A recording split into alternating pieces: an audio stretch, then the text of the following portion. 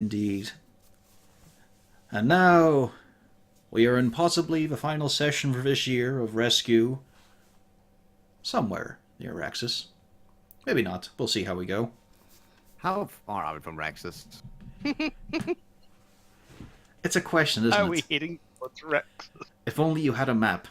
But all you've got is an artistic Go to impression. Raxis. It's a silly place. And I didn't even bother testing audio settings, but it seems like everything's wiggling, right? Someone speak? Hello. Speak. Speak. Perfect. Hello. Fucking door. Ah, I see you speak the old language.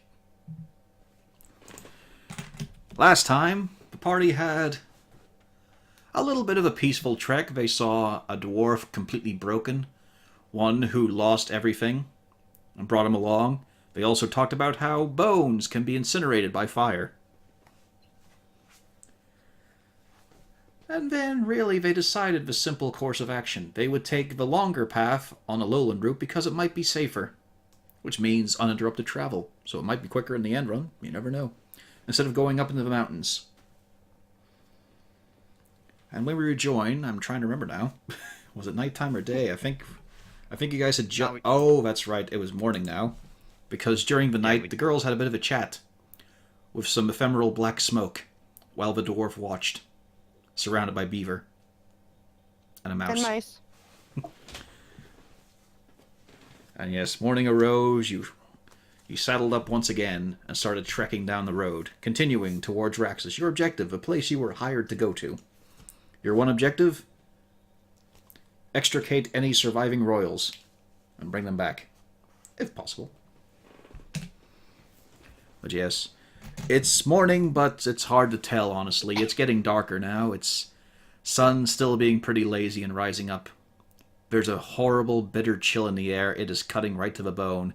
As you pull your pelts around you, one of you doesn't actually seem to feel the need. I mean, as Castalia stands there in basically some shimmering silks, there's no problem there. She's still soaked to the skin, and some of you are getting that way as well thanks to the falling rain, but no temperature problems at all. Not inherent in tieflings either. And Zarzul, as you start to pull on some of the pelts as well that you picked up in town, back in Volonkia, you realize you're not really getting the benefit of them. You feel warm enough. Okay. I say thanks to the dragon goddess, There is silence. as expected.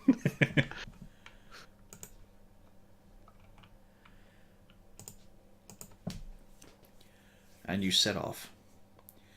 It's getting bleaker, it's definitely like crawling into autumn pretty heavily, but it's feeling a lot more like winter right now.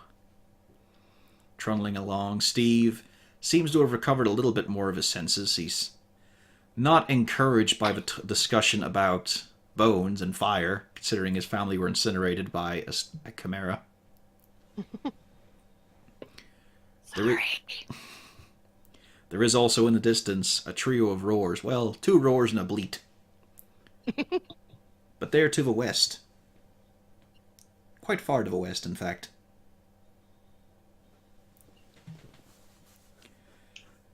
And for most of the day, there doesn't seem to be any real issues. The rain comes in thicker, though. Cuts down vision quite a bit. It's just in massive sheets now. And then as noon passes, it's coming down almost horizontal, in fact. The wind just rocking against the side of the carriage. The horse is not pleased. And yet the outrider in her dancer's outfit is completely fine, untouched by the weather. And on that note, you also notice, as she comes out in front of the carriage on her horse, Castalia has what looks like a tattoo or a branding on her right shoulder blade. It is in the shape of an anvil, split down the middle, and where the horn would come out for shaping and beating out, it is a proper large curved horn coming down to the base of it. And it stands out quite clearly against the red skin.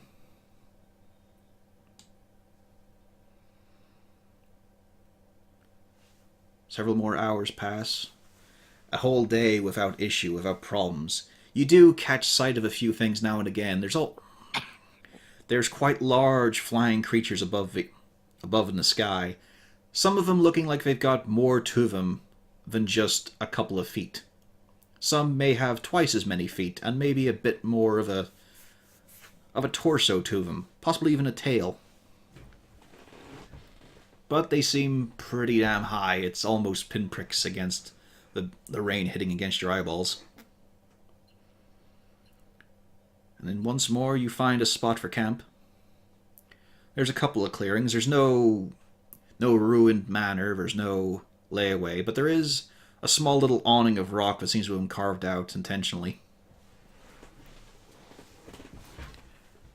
As you settle in, Steve approaches Malgern, speaking in Dwarven. He just leans up and goes, "So, you got family?" Wait, so I thought Steve was a human. He's a dwarf. He's a dwarf. He's a dwarf. You can see his token there. Can I? I can. I was gonna say all I see is. Yeah, he's right. Off to the right-hand side. Actually, almost. Oh, there, now I there we can. are. Okay. Yeah, there we go. Sorry Wow, about that. Steve is fucking.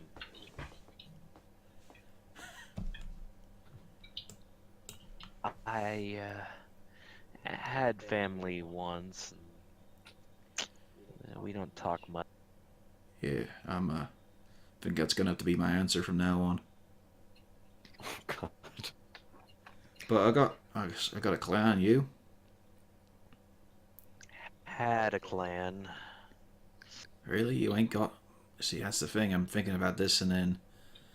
I mean, I still got somewhere to go. That's something, right?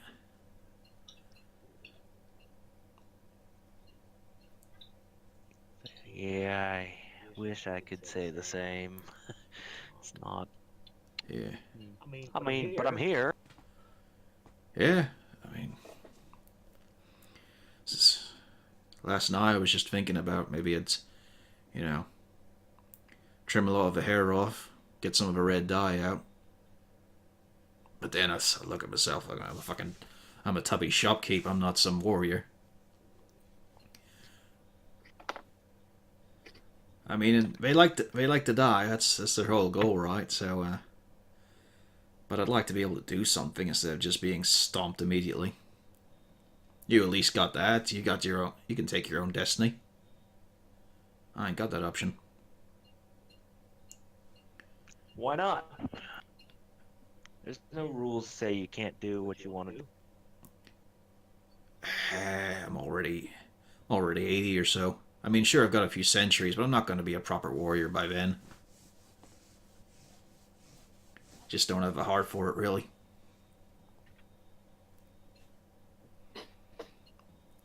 Oh, yeah, I should tell you. So, I'll go in the clanless. Hang on, I fucking wrote his name down. Where'd I put it? Oh, yeah. It's not Steve, it's Stovecon. Still Clatterhole, but, the wife had a bit of an issue with the name. And then I'm from the clan Rhymedelve. Where is this? Is there a sheet on it? I mean, you could just ask him. Okay. Yeah. I didn't know if there was a handout or a... No. Oh, yeah. Well, actually, it's on the way to Raxis, sort of. So you lot are going along to the east, but once you get there, you can go up north. It gets very fucking cold up there. It gets proper bitten. That's where the name comes from, really. They just dug right into the ice. That's where I'm from. Then you go further north, and you hit tropical sands and beaches and heat. It's very strange. Yeah, that's not typically how that works. Yeah. Strange place, but it was nice. At least we were going to go there one summer. Try to set up a store. But, not anymore, I suppose. How loud is he being? Oh yeah, this is just loud as anything. Just talk normally, but he's talking in Dwarven. Well, yeah, but half the party speaks Dwarven. Yep, he doesn't know that. Yeah, unfortunate thing that. But yeah, he's having just a normal conversation. He's just trying to feel a bit natural now. Well, at that point, I look over and in the Dwarven, I say, well, why not? You can still open a shop. Oh, right. It's a bit rude. You know, I'm talking to my beerkin here. You do know that almost everybody here speaks some kind of Dwarven, right? And I just go, shh. I've no idea who a lot of you are. I mean, I'm grateful and all, but I'm trying to have a one-to-one here. So, I just shake my head. so excuse us?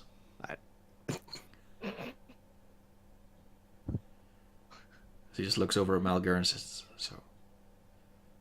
Well, I can tell she's definitely getting something from her elf. Wait, what did he say? I'm not sure I understood. He just says, you can tell she's definitely getting something from her elf side. I'm just gonna laugh. Yeah, they're. It's something, all right. So what are you lot heading the Raxis for? I'm not saying this in character, but you know, I can't remember. We've got to ask to go and check on some people. Here's the thing. I told you at the beginning of this session. He doesn't even have being drunk as an excuse, by the way. I'm working on that. Yeah. We have to come up with a solid excuse, come to think of it. We probably should also start using the fake identities that Secret made for us. Well, you people on the run. You No. could kind of say that. I'm not. Well, you weren't there. You didn't see him. I mean, I swear I'll be... He raises his hands up and I swear I won't say a word about you all. I'm not Most too people wouldn't believe we're as stupid as we are.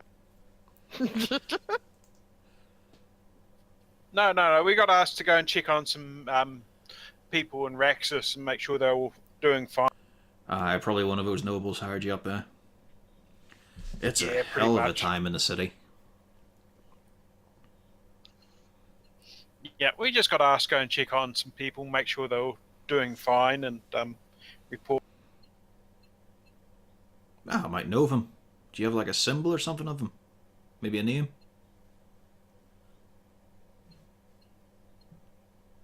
Unfortunately, I had that written down on a site that's no longer running. I had that on my I've got it character here. book. Do we actually, out of character, do we actually mention to the guy that we're actually looking for the royal? No conferring to out of say- character. If you want to whisper, you gotta whisper. At that point, oh, actually, do I have something for that? Come to think of it, hold on. I don't know. I just realized maybe I should actually use my wonderful. Character sheets, they're a hell of a thing. Yeah. I encourage every character to have a sheet as well. On the player side, anyway. I make do with just making massive is- character sheets for monster types. Ah, there we go. All right. Yay, that thing.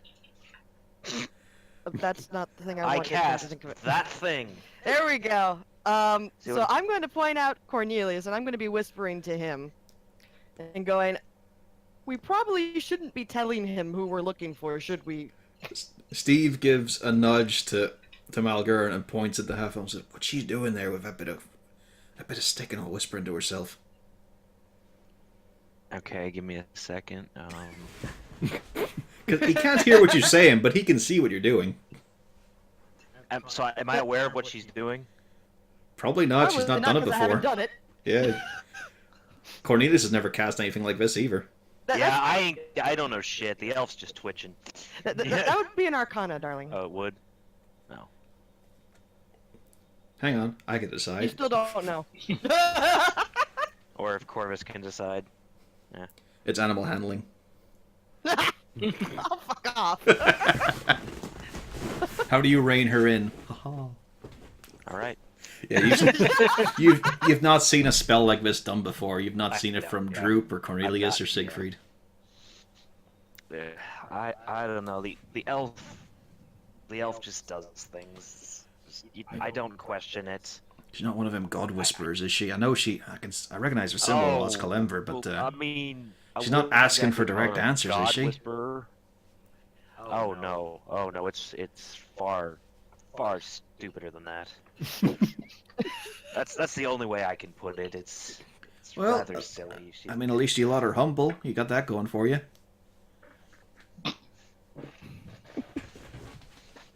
Lost my bloody notes. Can we ask if he knows the guy that we're going to deliver the shell to? We're not delivering it to anyone. We just brought it with us. Yeah, we don't know who we're giving it to. No, we were told somebody who would be interested in it. You Unfortunately, were. I don't have my notes. They're on another because computer. you don't know. No, it was we were only given a told- name. Yeah, but I don't think you were there. Only I got the name. I got the And I name was given written down direction to some- somewhere else that wasn't Raxis. No, you were given a name in Raxis. Oh, Yeah, okay. it was something fancy. I remember that. Don't. Sounded like don't- someone Cornelius would know. We're given it by Ronaldo or whatever it is. Oh yeah, that was Ronaldo? it. He was. Yeah. He was also Ronaldo. He just wasn't. No, we're given it by Yeah, he was Ronaldo. He wasn't Ribaldi. Ribaldi. Yeah. Yeah. No, We're given the name by him. Yeah, but he gave Ribaldi, the other Ribaldi, gave us the name of a guy who would be interested in the shell, who had a fancy name. It's just layers upon layers and walls and enigmas here. Bro, can't fire up the computer without a monitor. You got no choice. You just got to Look at Steve unplug. and go, look, I'm just here for the money. The mine fell through. I'm not actually with these guys. Can I point out to you that you haven't told anybody that the mine's falling through beyond the people who are looking for the stuff to fix the forge? I mean, yes, but you don't know that. I What'd knew you, about the forge. I told everybody else about it. You don't know that part, though. what were you digging at? Good seam of coal or steel?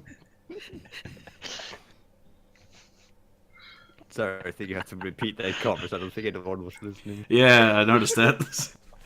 What were you... I was too busy laughing at the gift. Sorry. Fucking adventurers. Not a moment of sense in their head. So what was the mine at? Did you find this seam of iron or something? Yeah. I got about 3 It's cousins just who were in the mining business. Oh no. Hmm? Oh really? Yeah, apparently it's a lot of work digging it out of ice. It's very different than doing it from stone. I would think it would be less work because ice melts, stone doesn't. Exactly, ice melts, it floods, Oh. it cracks. I mean, we know stone. This is true. Yeah, I could. Ice and water, that's more of an elf thing, really. Yeah. Water, more of an elf thing. As I'm kind of chuckling to myself. So, you guys been this way before? You ever been to Raxis? No, Can't I've can't say we never ever been had. down here. First time.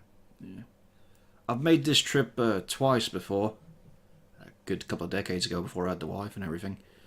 And if you want, I do know there's a village probably about as he tries to look again at the darkening sky and all, looks at the mountain range, brings up his thumb for a moment, tries to angle it in front of his face. I'd say we're probably about 2 days ride out from a village down to the south. Like, we trundle along on towards east, and then we go south again for a bit. There's a little place called Sedanov.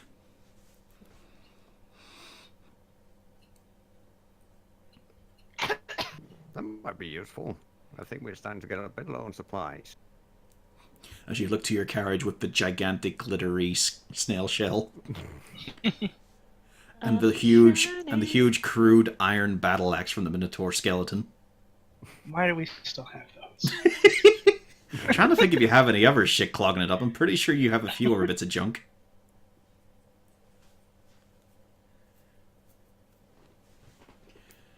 And then from then on, it's just, well, I mean, you go south from there, you get to Saldo and all, but if you just keep going east, then it's straight on the Raxis. Cetanova's like your last stop, I suppose.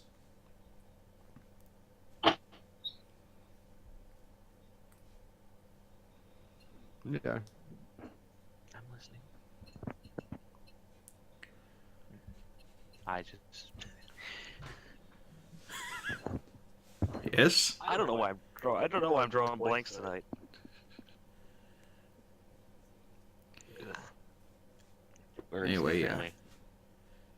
I'll do my part though. So me and you will stand guard, right? Mm-hmm. Yeah. Good. Of course. Not really fond of sleeping too long. And then we have the issue of the nighttime, the watches, the conversations. Are there any? Or do you feel secure enough to just fall asleep and rest for a bit? Oh hell no.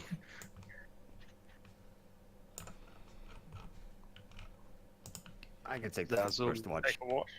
I'll take second.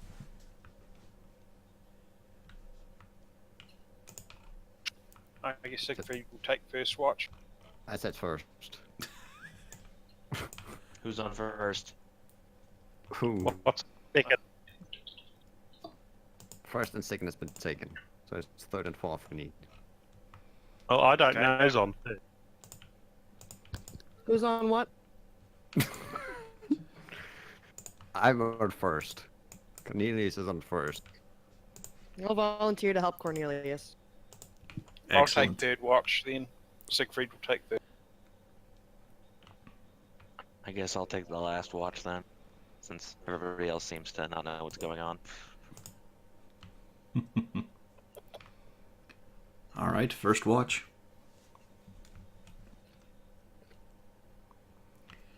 I'll take a perception check with advantage or separate from the two of you.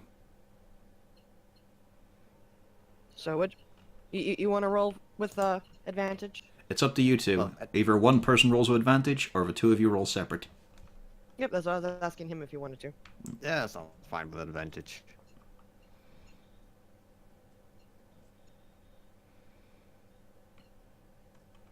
You gonna roll? Oh, I was asking him if you wanted to, but okay, yeah, I can do that. You're the one with dark vision, so. But true, that would make sense. Perception. Damn.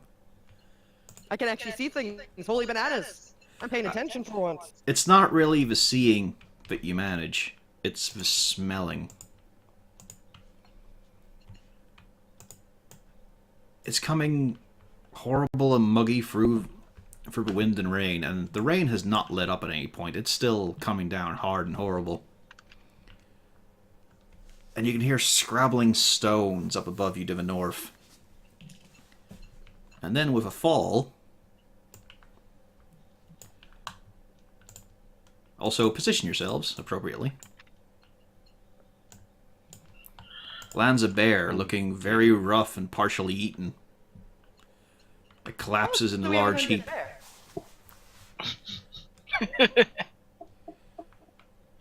Oh wait, is it actually a bear and not an undead bear? That's the thing. It starts to move. It starts to rise back up. Snarling, snorting. It's trying to roar, but most of that part of the throat is gone. Look at all you fuckers moving around. No. You guys were taking watch here. You couldn't be on the edge. That wouldn't be right. Well, that works. Yeah, well, I don't know where we were doing watch. I was supposed to say I was moving next to Cornelius. Yeah.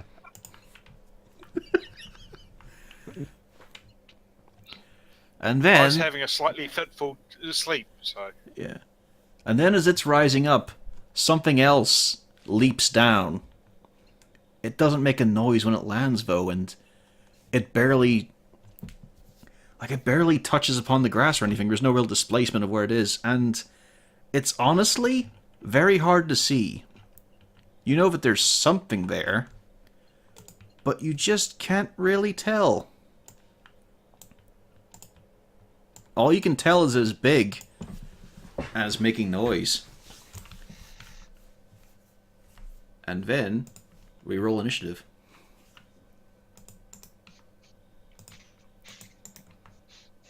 Go to sleep up against the rock, I said. It'll be fine, I said. Hang on a second. Ah, shit. I saw myself disappear after rolling. Hmm? Yeah, after rolling, I think when you put the empty marker in, it deleted my initiative. Weird. Let's see. But I got 17, so. There we go. Nice. You're on the board.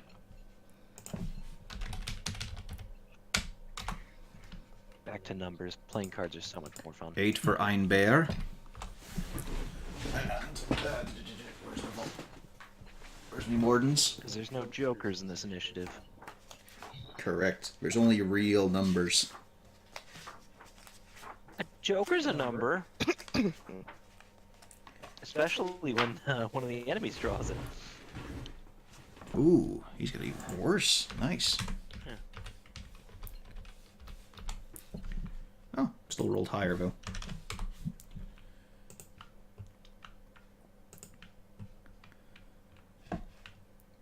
Zarzul, you are still asleep. Cornelius. Yep. Your turn. I am going, instead of starting running around you, spending my action to wake up people, I'm gonna move up here and make sure that people are gonna wake up by using a certain spell. Uh-oh. And hopefully damaging the creature. Of course, he's going to use sleep. Everyone has a nap time. Nap time. I'm gonna use... cast at level 2. Thunder Wave. See, I believe this was in the Hateful Horrors sheet. Yep. And the other one... 15-foot cube right in front of me. It is a con save. Yeah.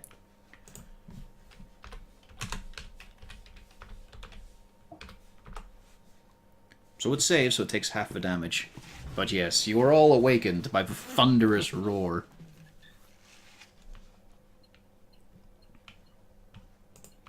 And then I'm gonna move back. -9. Okay.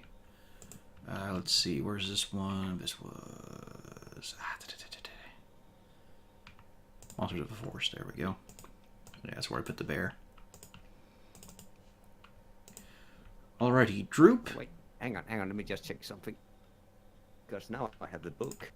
I just Yes. checked something if it correctly made the spell. Scotch has made himself a happy owner of a PHB. Nice. Now for the sponsor segment, please buy the physical books. Please support the original release. It's just handy. PDFs are a pain in the hole.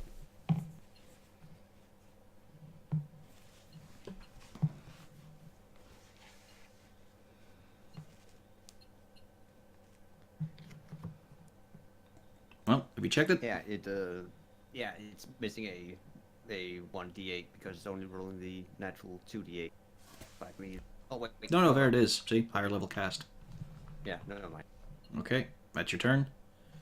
Droop is surprised and drowsy, and skips his turn. The creature, that can't really be noticed right now, rakes its claws along the side of the bear. Oh, hang on. Did the creature I cannot see also do a con save? Because there's a 15-foot cube in front of me. Forgot my positioning. Let's see here. Although, okay, oh wait, no, if it's straight in front of me, I guess I just missed it. Oh, well, you can actually position which part of the cube you're touching, each facing of it, so It's actually quite a Okay, useful then spell. It would be hit as well. But yeah, so he, it would also. there's a shift in it, but not much. Hmm. Let's see here. So yeah.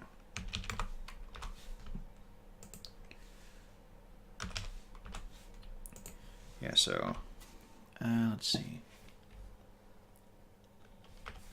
Oof.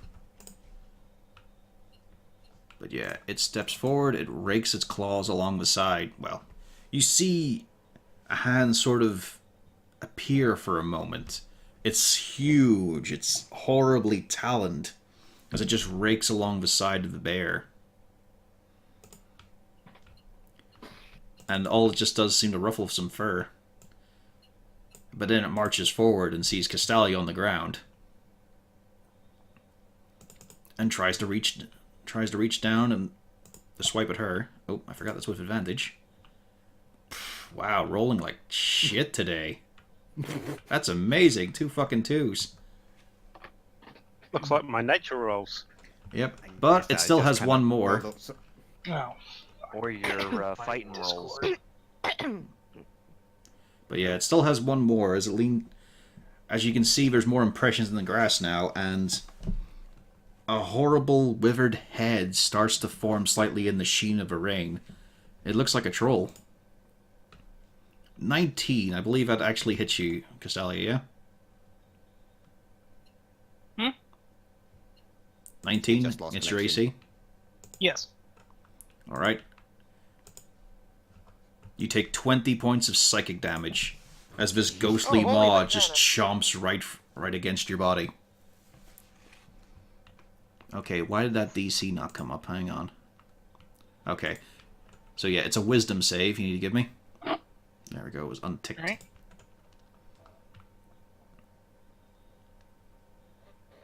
But unfortunately, it's gonna hurt poor guy. Oh, wait, no, I can't. I'm stunned. Never Yeah, mind. you're stunned. And that's its turn over. Siegfried, you're awake and on the ground. It's damp. You notice this big fuck off rotten bear, and also something just took a bite out of Castalia. She just This thing has 5 attacks. no, that was with it. The two of the 4 troll claws attacks. were with advantage. It only gets 3 attacks. Ah. But yeah, this thing seemed to take a bite out of Castalia, but there's no marks on her. Okay. I guess I'm going to stand up, which will takes half my movement, doesn't it? To stand? Yep.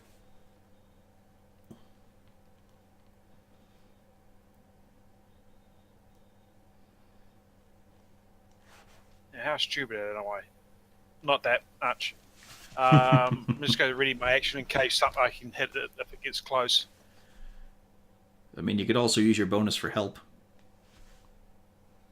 Yeah, I might use my bonus for help. Let's see. Who needs it today? Any, mini, mighty, mo. Malgurn today. Okay. Oh, I forgot to add Steve. He'll just go on Malgurn's turn. The bear's confused for a moment. It tries to charge at whatever the troll shape is, but it goes... Oh. It goes right through it, however, and stomps beside the dwarf. And it just tries to flash out for a moment. Its claws were used trying to get to the dwarf, but now it's just going to try and bite. A 13 does not get the armor, even when the dwarf is just on the ground, rolled up in his cuddly bedroll, surrounded by beaver pelts. I was going to say, it's Fort Beaver. Yep. I do not recognize this bear's authority. Wolfgang.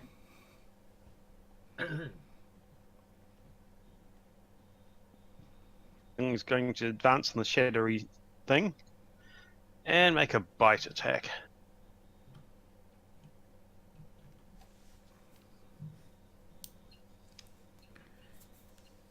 You hit and do nothing.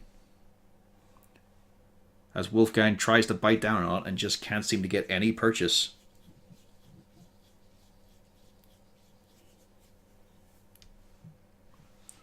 Wolfgang is confused. Yeah, it's hard biting a ghostly thing. Quick, Rain, use necrotic damage. Malgern, your turn is up. You're now face to face with this horrible rotting bear. And that's just how I love. Mm-hmm.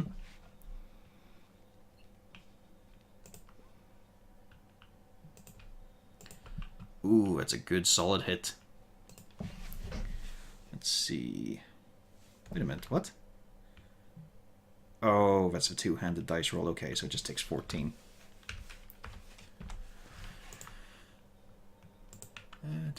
Oh, the 4 plus 5. Yeah. What is that? That's your two-handed roll because it's a D10. Okay.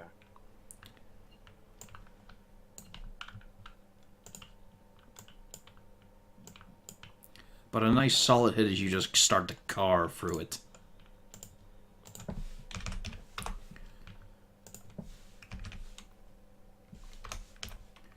That is also a hit. Another 7 as you just start lopping off part of its flank.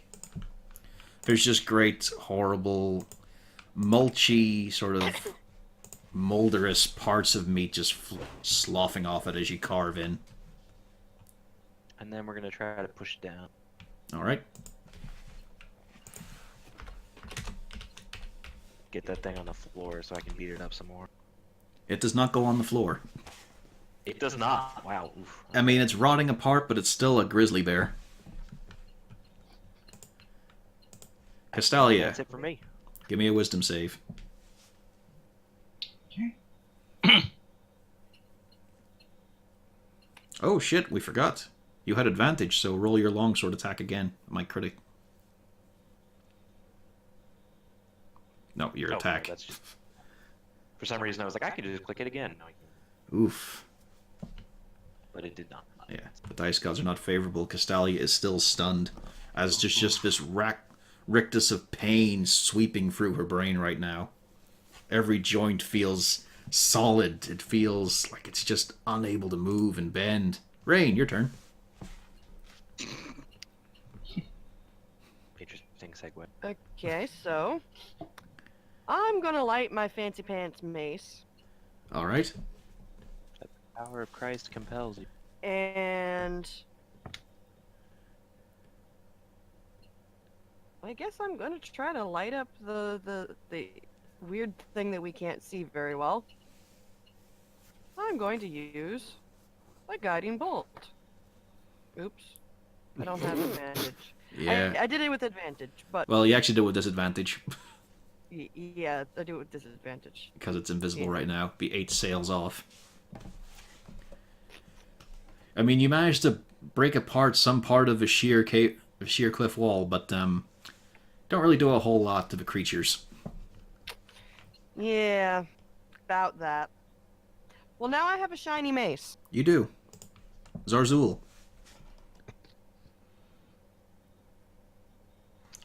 Castalia's in danger. There's creatures here that are horrible. They're both undead, though, so points there. Okay, they are both undead. We're not dealing with just yet undead fighting each other. Interesting. Well, you did notice how Wolfgang, he seemed to bite down on part of it and just could not get any purchase. It just seemed to go through. Okay.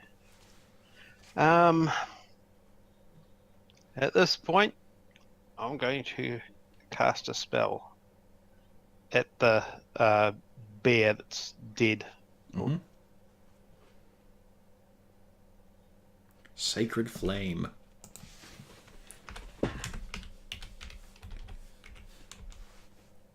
It doesn't dodge, it takes the 7 damage.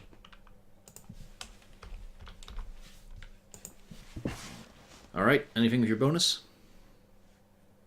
As a bonus, oh, the wolf can't hit, so oh well. That's basically it. Okay. Any movement? Yeah, that's about that. Gonna take a step this way. Okay. Cornelius, your turn has arrived again. Yes, I'm going to summon up Melf's Mute Meteors. So I can start. So I can throw a meteor right now as a main action, and as a bonus action every turn I can throw another. And I assume you're going to fire one off now.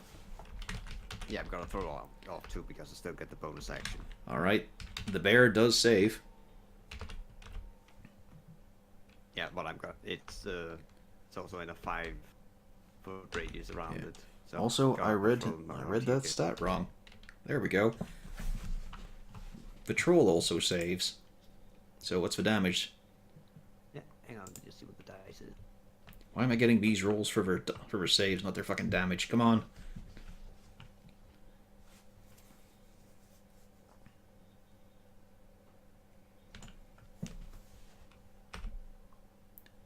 What the So fuck? 7 damage. Roll20 has odd themes at times. Seems like dice are against us today. Yep. You hit it.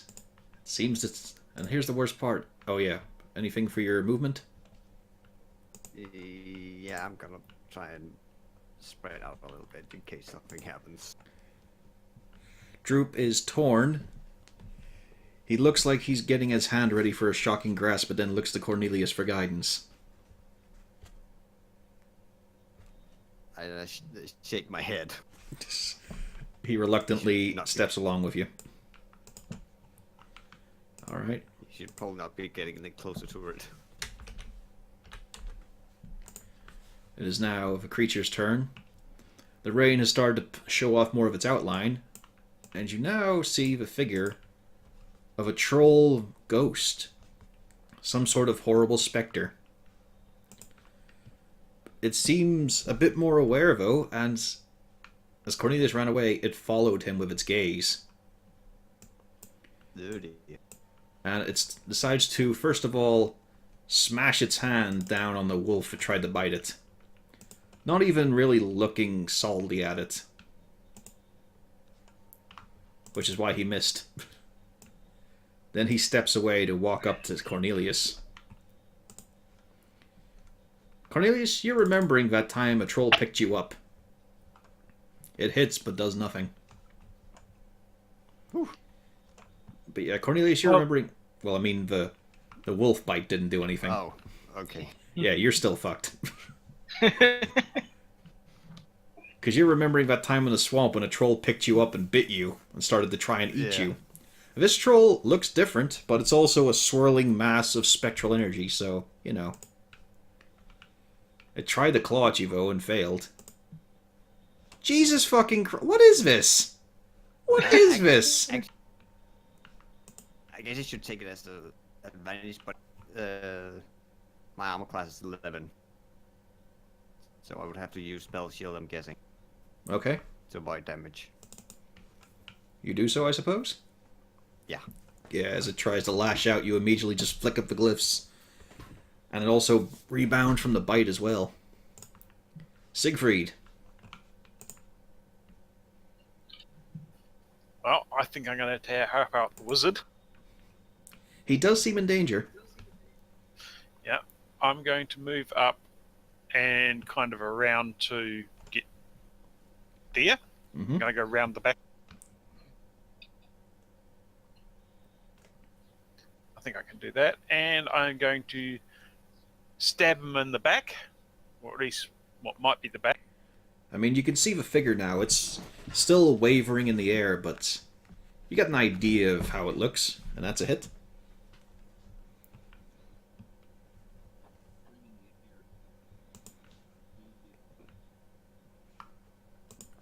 And you manage to drive your blade in.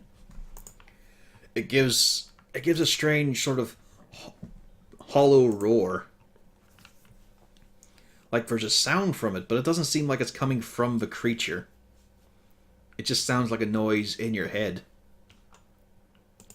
Oh dear, that's not good. And for my bonus action, I'm going to help Casalia. Okay? So next skill check will have advantage. Alright. Sadly, that's not a saving throw. Would you like to give it to someone else? I can't remember if it's where are we? Where's the help command?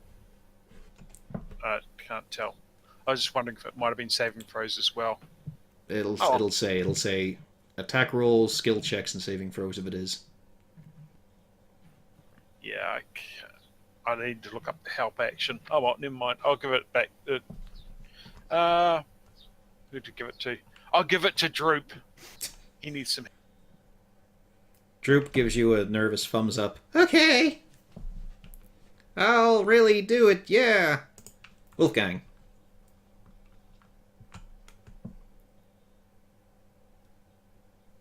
Wolfgang's annoyed at not being able to bite something. Yep, especially an So he's undead. going- Yeah. This has been disappointing. Moves around the other side of the bear. I think that's in range. Mm-hmm. And proceeds to actually, yeah, bite down. Someone's crunching and not muted. Sorry. That's a hit.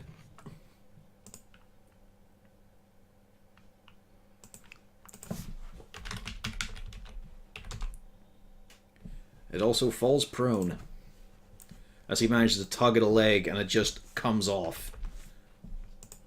The tripod toppling down onto the ground. Still active, but barely.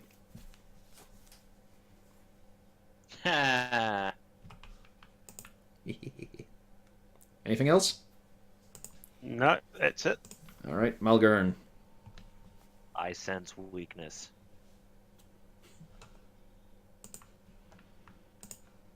Yeah, I'm gonna need another sheet. 15 is a hit.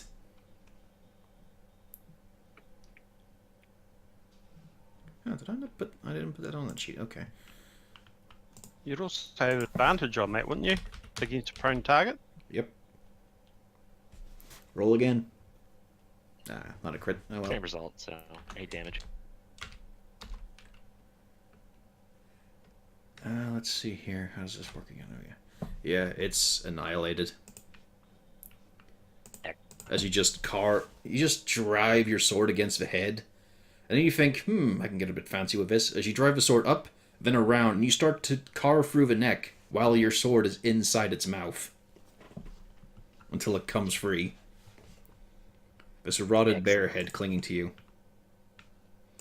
Steve is gonna rise up, bring his crossbow up, and take a shot at the spirit troll. But to no avail. As the bolt just sails past. Any movement? Right, and now, yeah, there will be movement. You've got your over attack as well.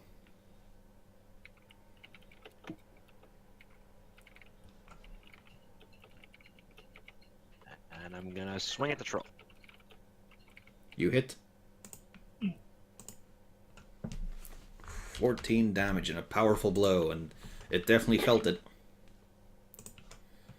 Castalia. Well, unless you want to action Time surge, I press the button suppose. again.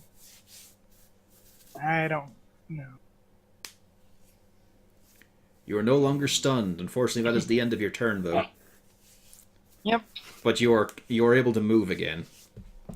And it still feels horrible what that thing did to you. Also, yes, I forgot. Malgern, action surge or anything else?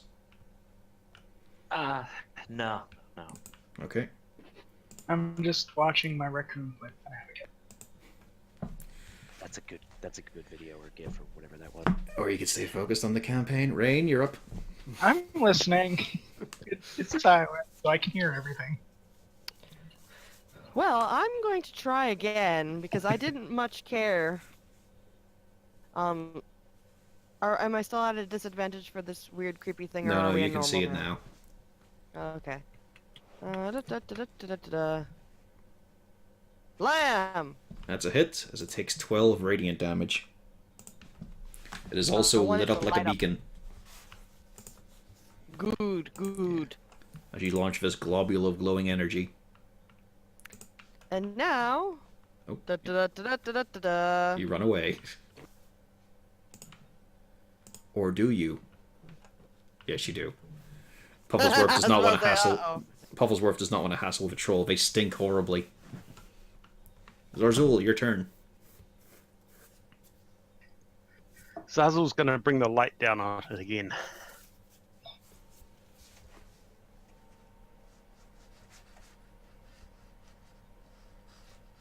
Another burst of sacred flame. Yep. Yeah, find it. There we.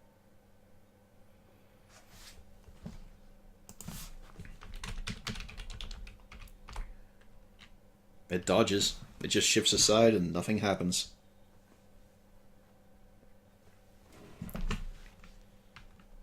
You got your bonus, you got your movement.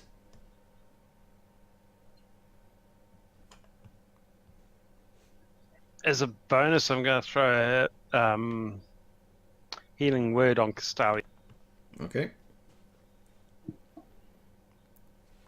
The creepy little dragon thing starts to speak mystical words at you, Castalia, but for some reason you feel better. You take 9 points of healing. Cornelius, this thing is still right up against you. Yeah, and I would have been using burning hands, but my compatriots have decided to cluster around it, so decide against it.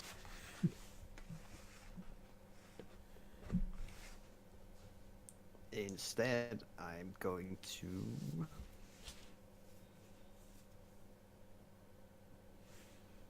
try and do another thunder wave, and hope people are fast enough to put a hand against their ears. If only you announced it in some way.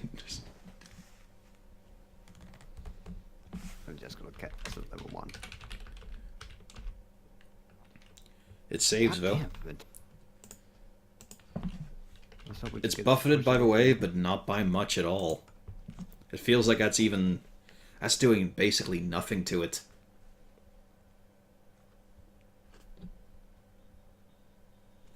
And then I hope and pray that it doesn't hit me. Oh wait, no, I still have my meteorite. Mm-hmm. So I'm just gonna toss it over here. Put it on his stack. It's a deck save, yeah? Yeah. Well, it doesn't save against it, Oh my god. but it does... It does basically nothing to it at all. It does less than the maggot damage. Well then. Well, Droop got some encouragement. He knows he has to try. After all, Cornelius is in danger. But he's not going to risk, close combat. That would be terrible. So he's going to roll up his sleeves and cast a spell. Oh god. And as he waves his arms in front of him, you can see rising from the ground is this great glooping acidic mess. As he casts Melf's Acid Barrow.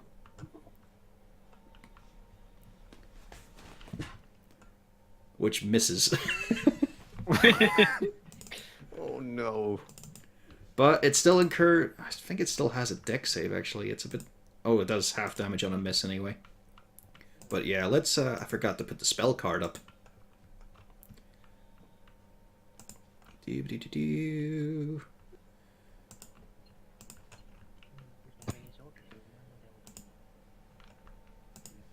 Yes, as a wheelbarrow of acid trundles along. But yeah, he still does Fully half dripping damage. wheelbarrow. Why isn't the damage coming out? What the fuck? Custom spells. Oh, it's not coming out because changing it to spell card removes it as an attack. Why can't I just... I should be able to do both of those, for fuck's sake. Okay. Why is this not working? Okay, Melf's Acid Barrow. Still a miss as well. Same fucking thing.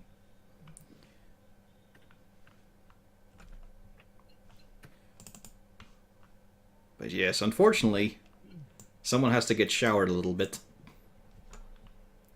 Malgern. Of course.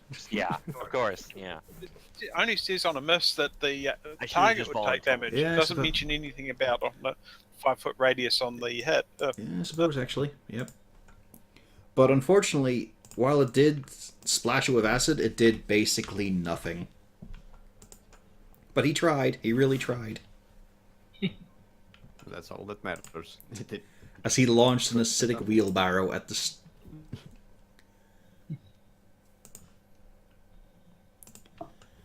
And now it's Patrol's turn.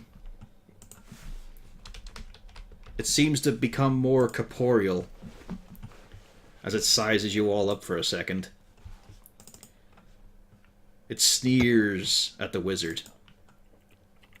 It glances at the one who stabbed it in the back. And then the dwarf. So it swings first for Siegfried. There we go. Well, bites down on him. You take 25 psychic damage, and I'm going to need a wisdom save. Holy I'm shit. going to do a uncanny dodge on that to have the. Yep, so 12 psychic. Quick, use one of your bennies to soak. He I basically just did. did. It was 12 damage, wasn't it? Yep. And a wisdom save.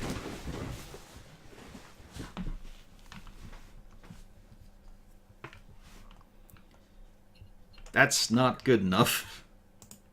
As you are now stunned. And now to my PHP to double check what stun will do if you're hit. I believe it's just advantage. It incapacitates you, so you can't take any actions. You automatically fail any strength or dex saves, or skill checks, because I had it open. In fact, I still have it open. And attack rolls against you have advantage.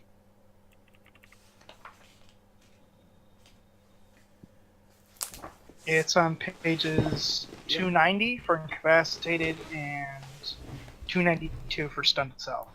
Well, it's going to rake you with its claws now. It gets advantage on those. Yep, does a 16 hit?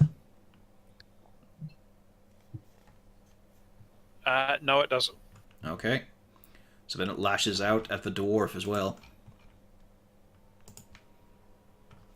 23. Hits.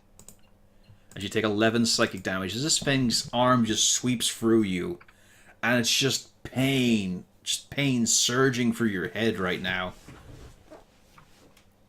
Siegfried seemed to get a lot worse as his eyes are just sort of glazed right now and his body rigid. It's actually difficult to see if he's breathing or not.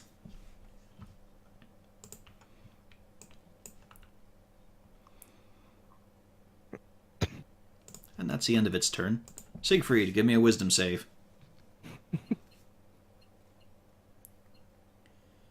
Not enough. You're still stunned. Einbear is done. Hulfgang.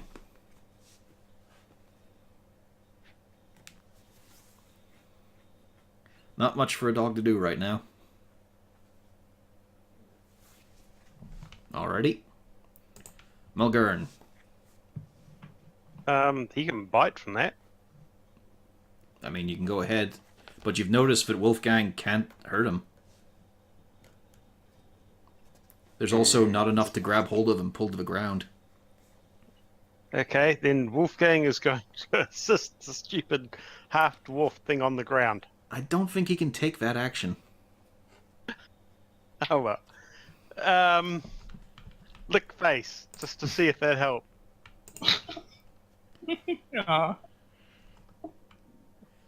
One of you two is... Siegfried, you are now soggier.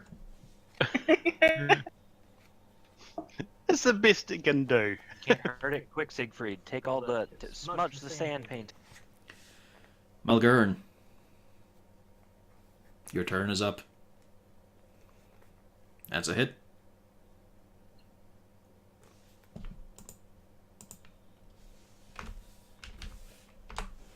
As you start to carve more into this ephemeral mess of a troll. Ah, critical. And a pretty decent one, too. I could do with some of those for this troll. That'd be nasty. Not today. It's looking like a lot of it has disappeared now. There's pieces of it missing. Is it flicking on and on like a broken neon light? Parts of it are. There's attachments between the various limbs and the torso and all. Just bits of it just not able to stay existing. And I'm finished. Okay. Castalia, you finally get to rise. Yeah. Gonna walk up into range and give it a few smacks. Let's see. And just making sure everything is right. Because I don't want to be misrolling this. Yes, yes. Okay, well, everything looks fine. For efficiency bonus. This one. Yes. No advantage.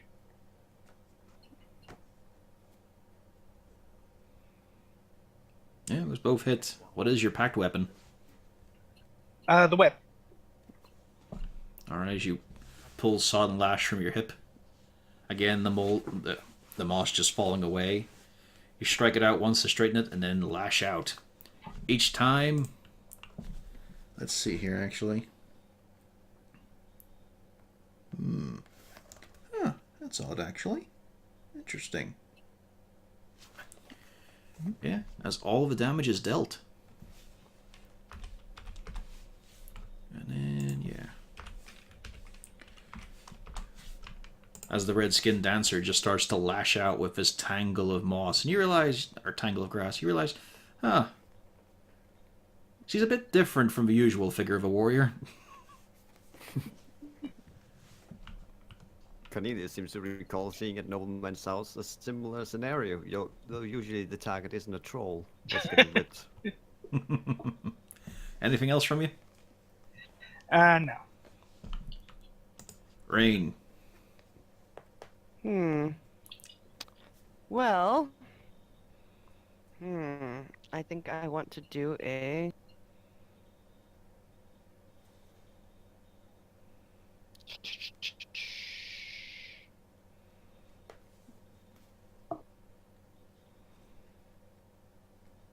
A ray of enfeeblement.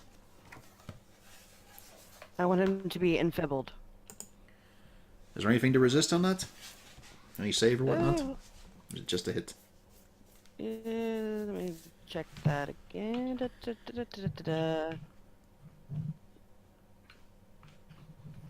could have sworn there was an option to output attack and spell card. Constitution. At the end of each target's turn. Okay.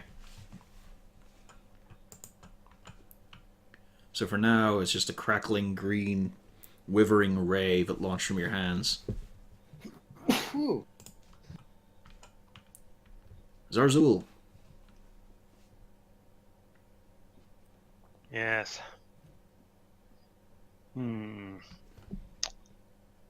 Well,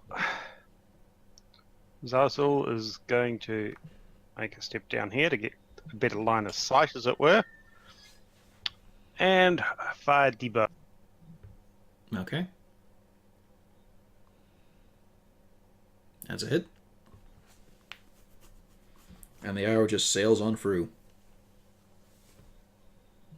Damn it.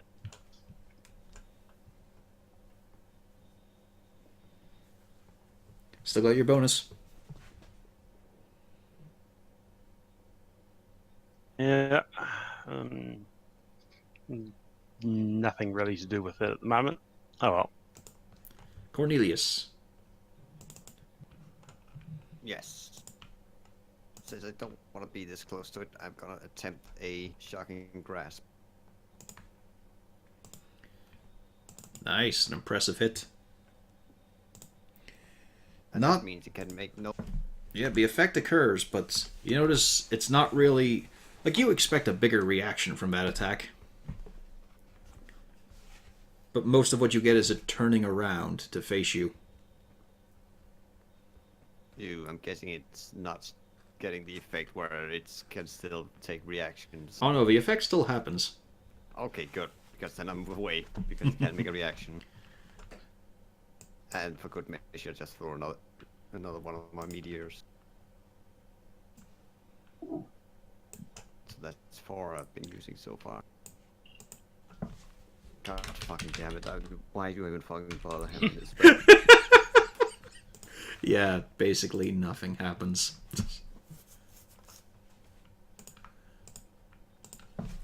parts of... I'll harm you. Oh yes, I suppose I should do Droop's actions. Well, no, he just follows. He A was few... given the help at one point, wasn't he? Yeah, he used He that. was. He used that on the wheelbarrow and still missed. Ah. A few parts of a troll flicker back into being. And it takes a swipe. So what's the rule? What's Ray of Enfeeblement do again? I have too many books open already. Does it just half as damage? Yeah, and all strength-related attacks.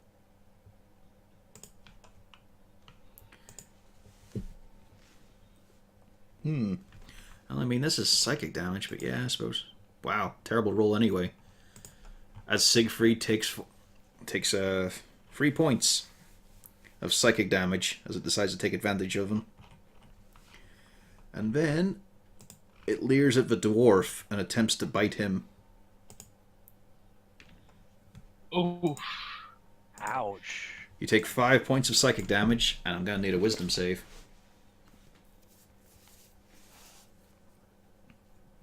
Apparently, when I touched the troll, apparently some of my abilities to roll low damage was transferred over. Malgern and Siegfried are both stunned right now. Fuck me. And so it steps away to attack the wizard. Would that be an attack of opportunity? Yeah, but both the people who can hit him are stunned. You can hit him from there with range on the whip. I don't think you can take attack of opportunity with reach weapons. I'm not sure on that. I know you couldn't in 4E. I'm not sure about 5E, but I'm pretty sure not. Well, there's a hit on Ew. Cornelius. And you only take Oh, 4 no. psychic damage. Ow.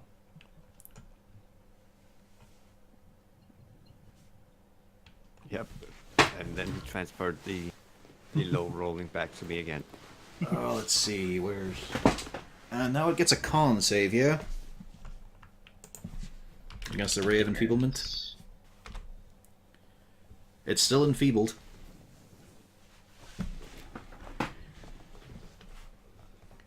Siegfried, give me a wisdom save. You're still stunned. Wolfgang. It does. As far as I can tell, you do get attacks of opportunity with reach weapon. Let's have a gander here. I'm pretty sure you do. Oh. But let's double check here. Go ahead. Yeah, I was checking right now. Wolfgang, give me your attack. Or your action, whatever you're going to do. I can't do a lot at this point. 195. Going to attempt to shake the dwarf awake. That's about all he can. Sadly, it's not the kind of thing that can just be shaken. Malgern, give me a wisdom save. Yeah, it says reach, so you would be able to do an attack on it. Alright, so should I roll that now or should we consider Yeah, it a go ahead. lost opportunity? Alright, If you're going to do it, do it. then I'll definitely do it. And that's a miss. And, yeah. Malgern, you are also still stunned. Castalia, you're up. Okay, now there's a tree in the way. Well, it's not really. It's a clearing. It's just, you know, Oh. it's a simple map. As Yeah, you walk, I'm gonna- as you sashay past the two bearded gentlemen who are completely lock solid right now. They're white knuckle gripping their weapons, their teeth are clenched, and they just can't bring themselves to move.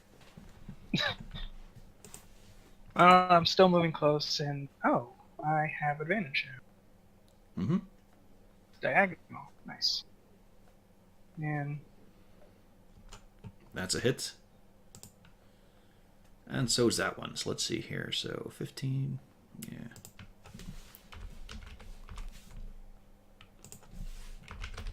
As you just release Sodden Lash and great sweeping strikes.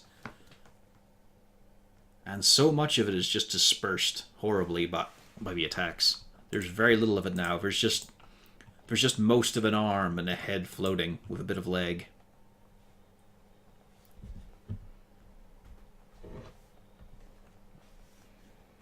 Anything else? No, that's it for now. Rain. Well, Your mic is up. my help if my There we my go. help if my mic's down. I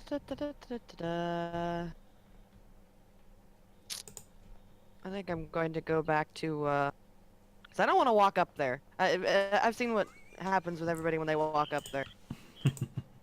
So I'm going to stay back here and I'm going to do one of these. That's a hit, and as you strike it with this blinding golden light, it disperses. Woohoo!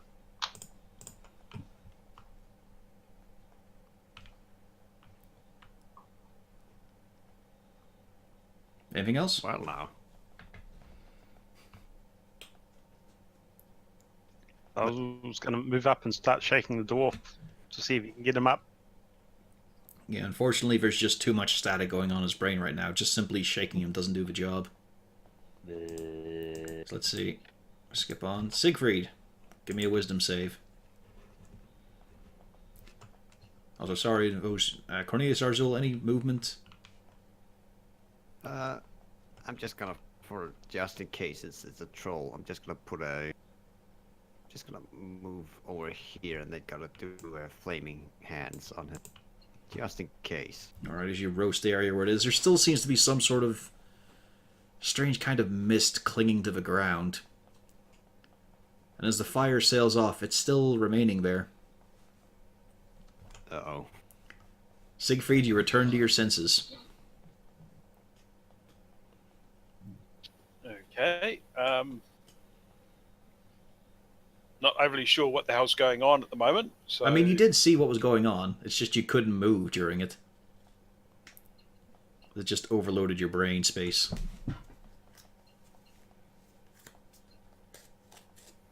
don't know if I've got anything that I can help with at the moment, though. So Alright.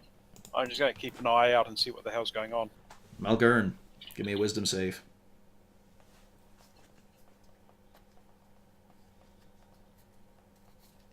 You're still stunned. Fuck me. Castalia. Rain, Zarzul, anything? Does anybody particularly need healing other than the dwarf that's stunned standing there doing nothing? I'm going to cast Detect Magic to see what the hell's going on with that mist. As you cast Detect Magic, you notice the entire party lights up apart from Wolfgang. And We have to get him a nice magical scarf. Yeah. Maybe we can train him to carry a magic sword around, swing it with his mouth or something. I don't know. I If did only- like the sexy wolf shield. Yeah, you would. Maybe we could get him to the dentist and get a really nice holy silver in his teeth. Castalia? I help to try and bring Nagarin out of stun. Yeah. As you all just sort of gather around, shaking the dwarf, and Siegfried knows, and even you, Castalia, know that's not going to help. Because you've experienced what this is like. It's horrible. Cornelius. I'm keeping an eye on that dust, the magical dust that doesn't seem to be going away. Yeah, Kinda and pointing as you out that, notice... there's still some residue that's not going away. I can't burn it away.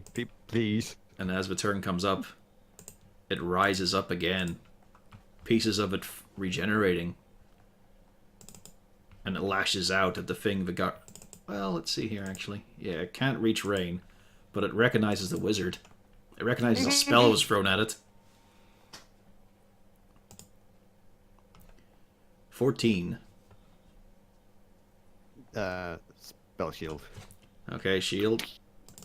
As it notices the magical glyphs, and it's intelligent enough to know that, so it looks for something more bite size. And lashes out at the kobold. 18. Yeah, Wait. 18 will hit. You take 12 psychic damage. Okay. As after being brought to 0 hit points, the spell ended on it. So it was technically dead. Even though it was still dead. Siegfried. Well, I'm going to move up behind it to about there.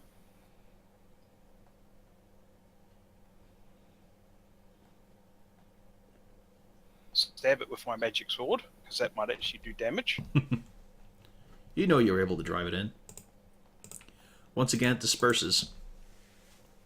And I shout at Rain, how do you get rid of ghosts?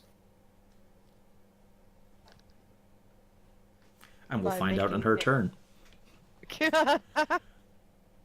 Malgurn, give me a wisdom save. Because he's been going so well.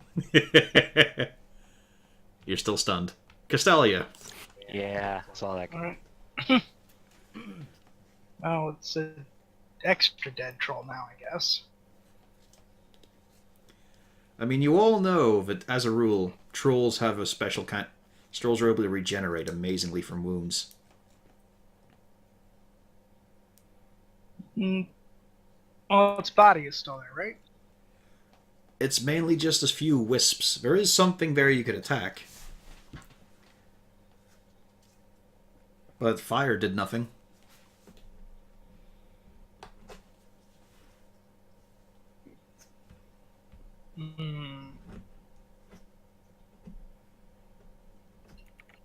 No, as I do have a... No. Would that really work? Seems stupid. I salt the wisps. No, I'm just thinking, what if I cast Dispel Magic on it? It's up to you. But I don't think that helped. You never know. So you tried. Eh, let's go for it then. My stuff. We're in a kind of a rest anyway, so I'm gonna get it back.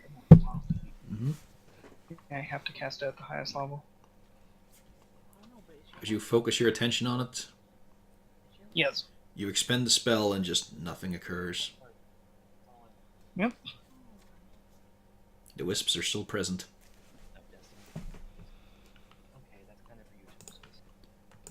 Still got your movement.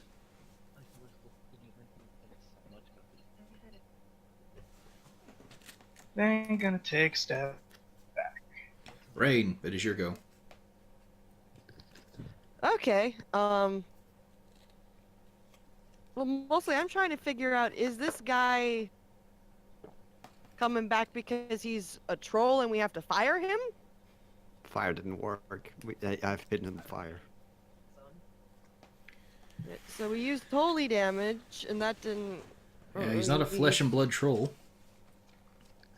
And Radiant didn't seem to put him down. Can I do a, Let's what see. you call it? Give me a straight intelligence check. Okay. This would have been from your studies.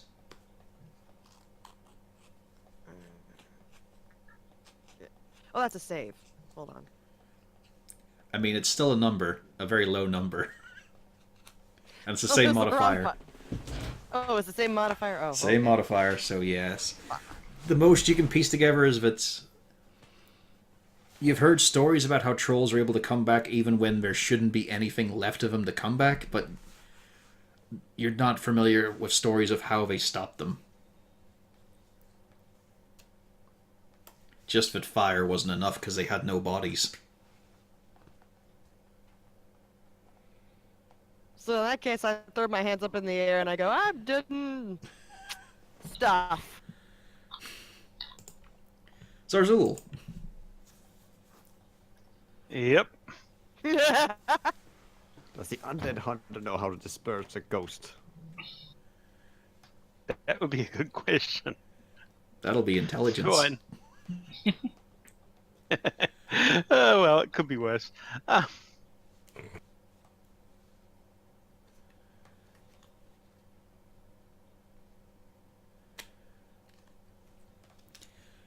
I mean, you're piecing together a puzzle here. You know that Radiant didn't do it. You know that Lightning didn't seem to work on it, nor did Thunder. Fire had no effect. Maybe necrotic. That didn't work well last time, though. No. As far as I know, We do have a necrotic- magic dagger which has got necrotic on it. Yeah. I don't think that works well against the undead to start. He unattuned It to that as usually well. doesn't. Also, it's in my pouch. Yeah, he unattuned to it. You also know that mundane attacks have had no effect on it whatsoever. Yes, I'm very disappointed about that.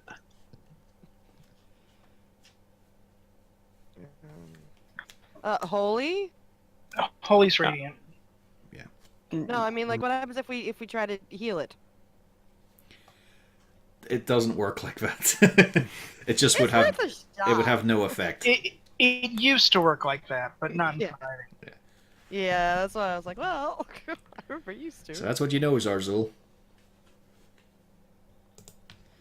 Cornelius. I imagine I couldn't intelligence check it because I had no idea about spirits. I mean, you could make a few formulations on the types of elements that haven't worked. You basically know the same as Zarzul of fire didn't seem to have much effect, nor did lightning or thunder. Acid didn't seem to do much to it either. Guess I'll just try and do the one thing that I have left in my arsenal then. Ray of Frost.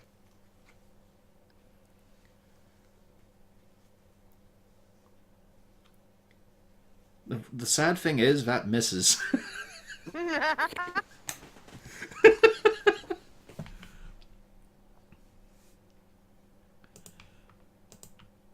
And once again, the spirit rises. Oh, wait, no, because I took spells at this level because I have evocation specialty. Even my mist spell do half damage. Okay? It still didn't do anything. It didn't disperse the wisps. Okay. And it rises up again. It's going to claw the dwarf who is still stunned.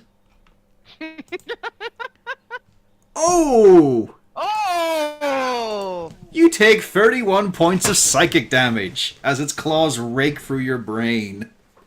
Oh wait, is it still in people? No, that effect ended when it hit 0 HP. Mm. Much pain. The blood is on the outside. I don't think it's supposed to be on the outside. But I'm mostly just thinking this. No, yeah, there's no blood. There's nothing. There's no marks on you. What the fuck? It's psychic. Coming out his ear. It's then going to. I just start twitching even harder. Yep, it's then going to try and bite the nobleman. My last spell shield. And then clawed the kobold. This is where I'd put a spell shield if I had one. You take 14 points of damage, Zarzul, as this thing is just relentlessly rising up again and again.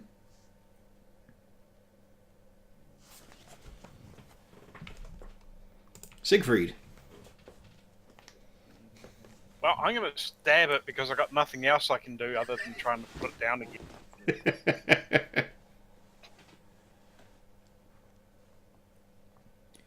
And once again, it's just a few little wisps. And I'm going to shout at Droop, use Chaos Bolt on it as encouragement. You know what? You get your wish. So first of all, I want the spell card to explain it. Great thing is he still has to hit with it. Which is why I'm using the help action on. So there's Chaos Bolt. Let's scroll up a little bit for the stream. Oh. So yeah, now we get into the nitty gritty though of the attack. Guess you have to roll. It's still a miss, as it just sails off. Let's see, what would the choice have been here? Could have been psychic, could have been poison. But it just, as he just sort of starts to starts to wiggle his hands together. He starts to think for a moment. You can see like his ears are pricking up. His nose seems to twist for a moment, and then he just unleashes this massive roiling energy that's just... One moment it's an orb, one minute it's got edges, and next it's got spikes and protrusions, and it just sails off and smashes against the wall. Sorry. You tried.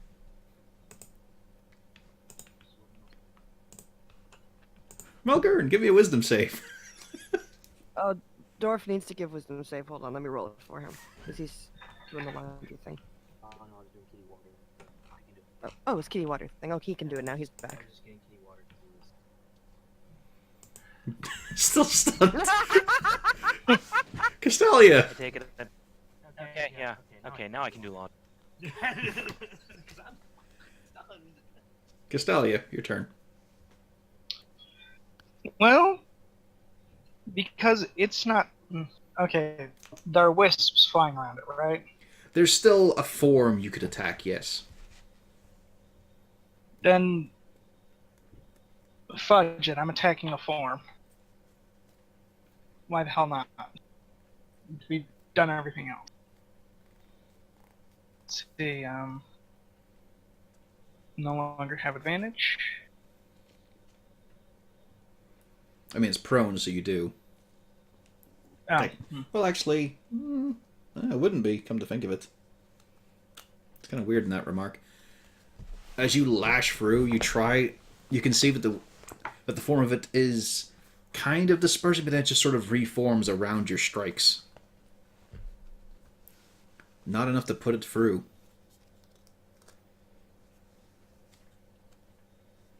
Alright, then I'm moving here.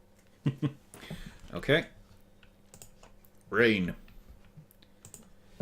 And now you figure, just trying to slice it doesn't work. Poison doesn't seem to be having effect either. At least not at this stage. So there's a lot of types that have been ticked off the list here. I can think of one that we haven't gotten yet. I haven't bashed it yet. I haven't hit it with my stick yet. Yeah, I was about to say I haven't done that, but I think considering the dwarf is about ready to fall over here, I think I'm gonna do one of these. Alright, you run up to him and cure his wounds for 16 Yeah, HP. Gonna come up here.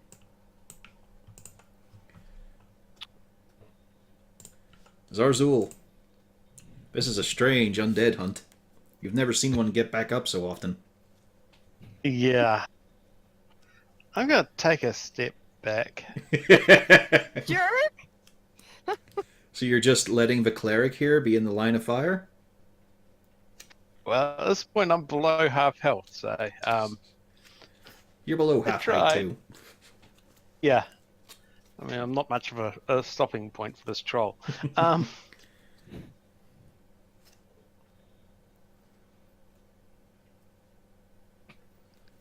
eyes. Yeah.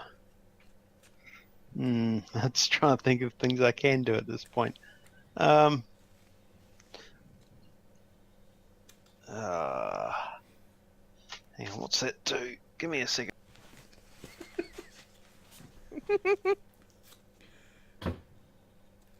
So how are you enjoying this puzzle? We'll figure it out. I've somewhat solved it, but it's OOC information, thus I can't share it. Straight from Mordenkainen's Tomb of Foes. Okay, instead of moving there, I'm going to shift over here and bless the dwarf. Alright, he is blessed. Stunned, blessed. You can also add 2 other people to it.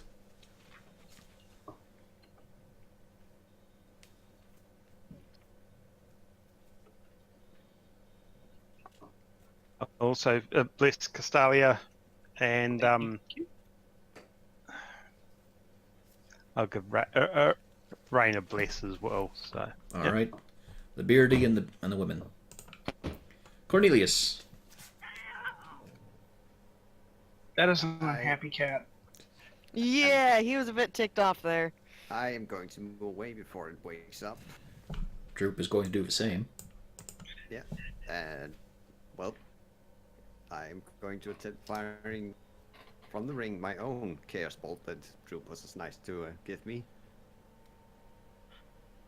See if I even actually wrote it down.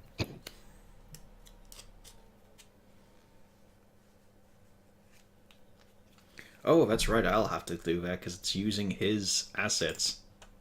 Mm-mm. Oh.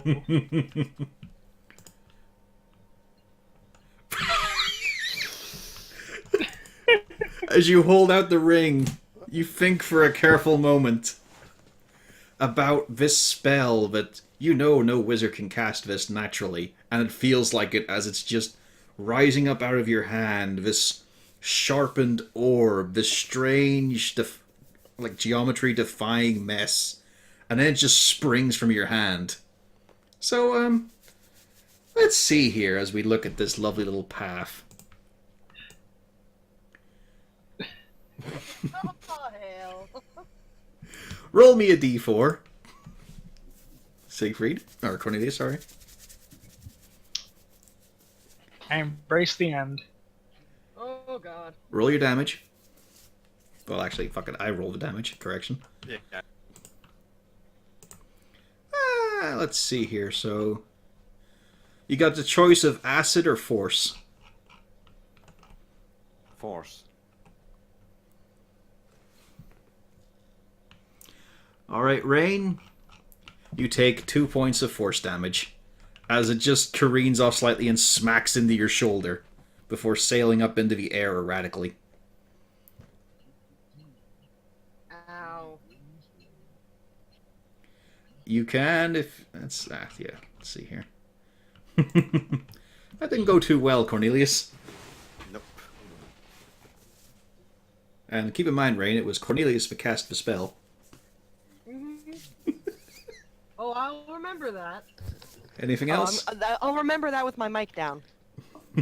Anything else, Cornelius? Rain will remember that. An apology, an oops. Just more like a. Just a harsh intake of breath. Yeah. I know who's not getting healed. So Speaking what's of- different? Speaking of getting healed, once again it rises. This time it sees finally. Actually, no, it wouldn't. It would just, for one thing, it's going to go for the dwarf again, seeing that he's still stunned. Hey, you never hit. That's a hit. 8 psychic damages. Once again, your brain is fried. There's a trickle of blood flowing from your nose now. And then it can feel the pain that it had in its back. So it's going to turn around and try to engulf Siegfried's head with its mouth. Ugh. 19. I'm going to use my uncanny dodge. Good. You only take 14 damage instead. I feel silly, but And a wisdom save.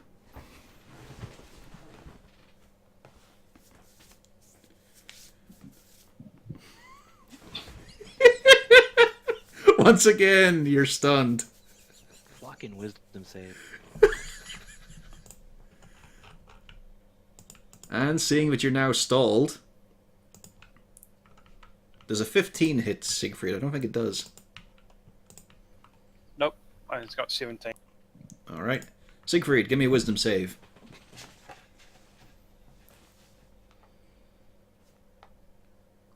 You are now no longer stunned.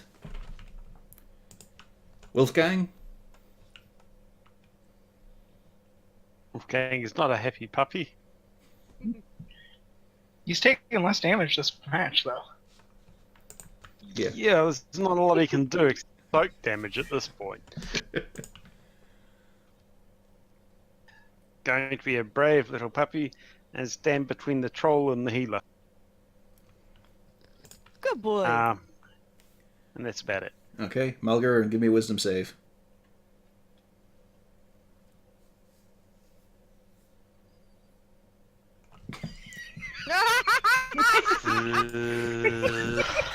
To be fair, it has been like D4 to that, to be. but It wouldn't matter. Castalia. Well, at least he's going to be well rested after this. His mind is ablaze with static and pain. It's not a good stun. Alright, well, hitting this thing obviously is not working.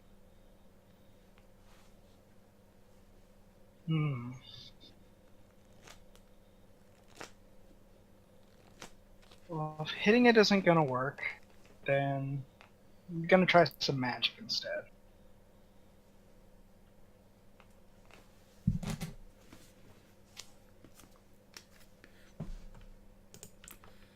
The second one hits. It reels from the damage. It's barely existing. Still standing, though. You can add a D4 to that first attack if you wanted. And Yeah, that that wouldn't hit. would give you a chance. It would give you a chance of hitting. Well, alright, let's roll the bones. Nah, sadly not. First beam sailing off into the darkness, but then it matches well with it. Also, Zarzul, with maybe Siegfried out of a corner of his locked open eye, you'll notice that the mark on Castalia's shoulder does light up a little bit. Well, seethes is more of a term with it, with a bit of darkness each time she does those blasts.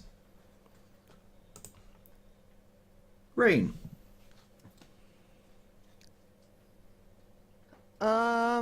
I'm gonna come around over here. I'm actually gonna put myself in the firing line.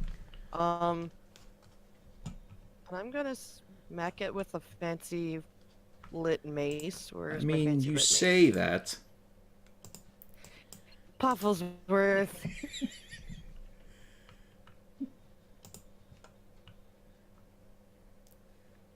Crap! Pufflesworth does not want to get dragged towards this horrible, nasty thing. And he just roots himself, digging his paws in. I did give you an extra D4 you can add to You are save blessed. throws. Will you use divine power to defeat Pufflesworth's self-preservation? How do I type? Just forward slash R 1d4. Oh, space 1d4. There we go.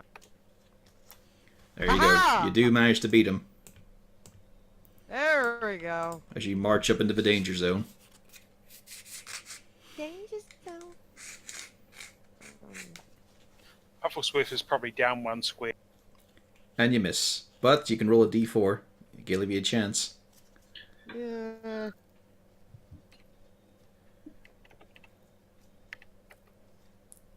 You hit. Yay! And as you strike it, it disperses completely. There is nothing left. I did a thing. And just for fun, Siegfried and Malgurn, wisdom saves. Oh, didn't Siegfried already did for his Oh, yeah. turn? It was me to the Hey! look! Yeah, as the battle is finally over, the dwarf shakes himself back into reality. Everything hurts. Everything feels like it's been cramped and twisting for hours. Existence is pain. I just want to die. And we're out of initiative.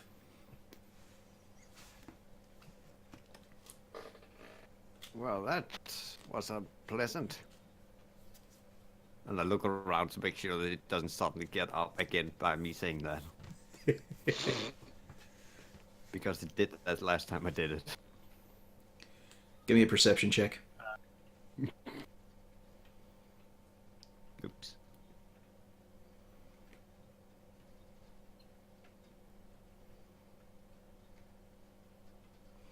You notice that there's movement in the corpse of a zombie bear. Something is shifting underneath its mass. Is it a displacer cat?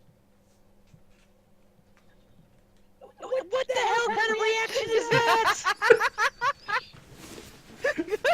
As he speaks from a shadow dimension, apparently. Yeah, what the fuck? No! That's Backward. Zazel's gonna examine the corpse. As you walk up and you stand on a twig, a couple of rats dart away from the corpse, off into the distance. Okay. Anything magical about this corpse? I mean, it was magically undead. Oh, It's not anymore, though. Magically delicious. I don't think undead are magically delicious. Have you ever So we eaten one? could try and I mean, convince. Cornelius at least would know, but there are fads now and again among the nobleness of fermented foods. But this is not one of them. Not yet. Maybe could be a- among the necromancer. Cornelius, trend starter. Yeah, you could be a culinary pioneer. We'll call it Bärstrumming. That's insulting on 2 levels. First of You all, have to- that's Swedish. Well, of course, only Swedes would eat shit like this. You see, we got this canned bear. You have to open the jar underwater. You have to open it inside a dwarf.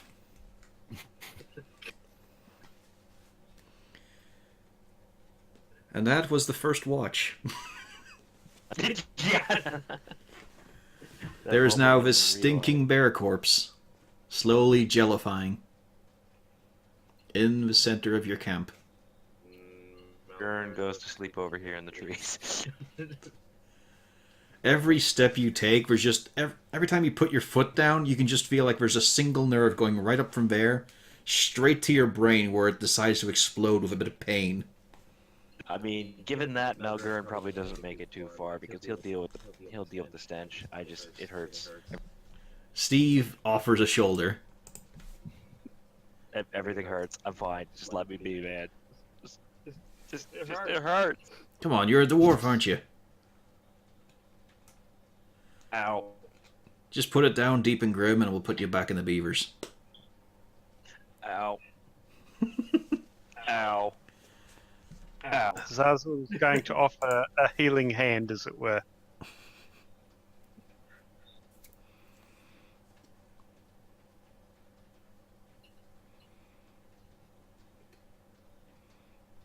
Which hand do you use? Clean. So is that 10 plus 3? Well, I Yep. mean, was it the hand with the scales or not? With the silvers, Yeah, white exactly. scales.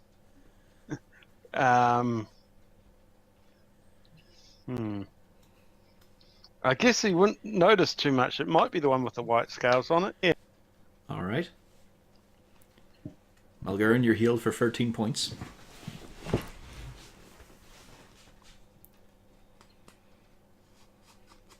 Okay. Wait for it. Steve starts transporting all of your beddings and beaver supplies across to you. I'm heading back to my bedroll. I'm taking watch up again. I don't even build a fort. I just lay down on the pile of beef for. Droop occupies himself trying to prestidigitate the leaking and oozings of the bear. Just trying to get rid of them, but they keep flowing out. I just got it's okay. You do, but that won't be necessary. I think nature will take care of it once we leave. Maybe we could freeze it for the night to stop it from smelling.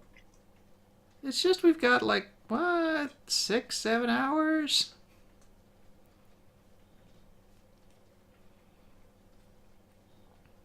Tell you what, why don't we do what Sasha said and start sapping it with a ray of frost to kind of just keep it covered in ice. Okay, I don't have that spell. Go help Rain to keep watch while I do this. Okay, thank you, sir. and I guess Cornelius would probably be glad not to have to spend company with Rain. Fuck He- off, I won't heal you. He does walk up to Rain though and says, it was my fault that the spell hit you, because it's my spell. That's It's okay, Droop. Don't worry about it. You did just fine. I'm very sorry. No, you did good. I think I got a spell wrong as well, as he just sits down with his book unfolding. Well, I don't think you did what you wanted to do, but it did work, so I can't really complain too much. Yeah, If being it a wizard had is hit. hard. All kinds of Yeah. learning to do. It's tough. It's a lot of reading, too. Yeah. I only learned how to do that a couple of months ago. Which should tell you that you're doing an amazing job.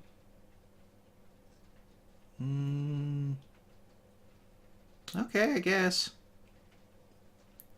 How many other people become a wizard just shortly after they learn how to read in a language that they didn't start speaking?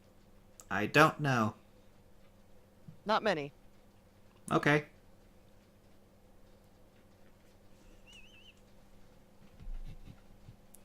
And he gets back to scribbling with that gigantic peacock feather.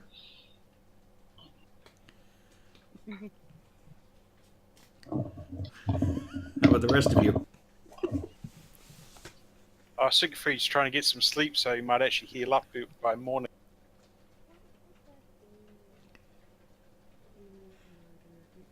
As time passes awkwardly between the two main casters, their watch comes to an end. It's time for second watch. Okay, Basil gets up, stretches, and goes, ugh, anything. And then you look to your left and just see a big icicle bear. No, everything is fine. Start going over to get my rest.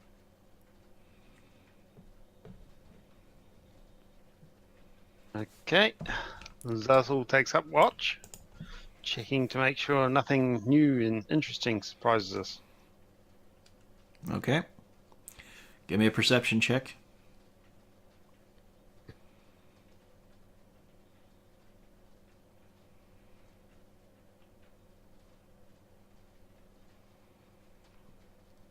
You're just lying there trying to focus, still feeling a little bit jittery from how often that spirit got up. You start trying to think, there could be so much more of that sort of stuff out there, and as you're focusing, you look out across the road into the denseness of trees down to the south and just... there's movement. There's definitely shapes moving out there in the darkness. It feels like if you just got a little bit closer, you'd be able to see them clearer.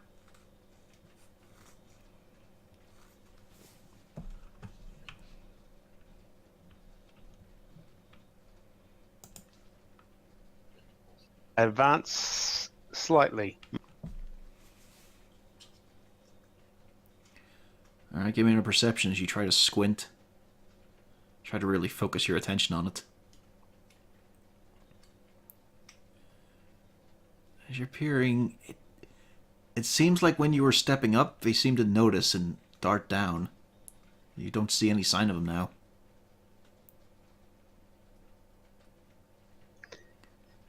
Probably those rats. Oh well. They were bigger. But the rats were bigger. No, That no, must the have been shapes big were rats. big. You've already fought a big rat. Okay. Go back to the campish area. Just keep watch. Very careful watch. As the hours tick by, you hear scuffling, you hear a bit of frenzied chirping, and then you notice, oh, he must be having a dream where he chases rabbits as you watch Pufflesworth scrape at the ground and toss and turn. It's kind of cute, it's almost like a dog, but then you notice there's just massive grooves carved out of the earth where his paws have been scraping. Yep, sounds about right. So what's the wisdom say? Oh, that's right. It's not good, Siegfried. I mean, it's not the worst. But you're very glad when you're shaken awake by the kobold. Because I assume it's your watch next, yes? Yeah. Yeah. You don't remember much. It all seems to fleet away from you, but you just remember teeth. A lot of Paws and nasty, teeth. Yep. a lot of nasty, gnarled teeth. Some of them twisting. Sounds like standard Dream 3B. It's a fun module, that. Yeah. Oh, yes. Subsection 2. Is it just Siegfried on watch? I believe so. Did Castalia not I volunteer tell for one? Siegfried to be. I tell Siegfried to be careful to the south. I think I saw movement down. Okay. Was Castalia on watch for free as well? Don't remember it. Pio?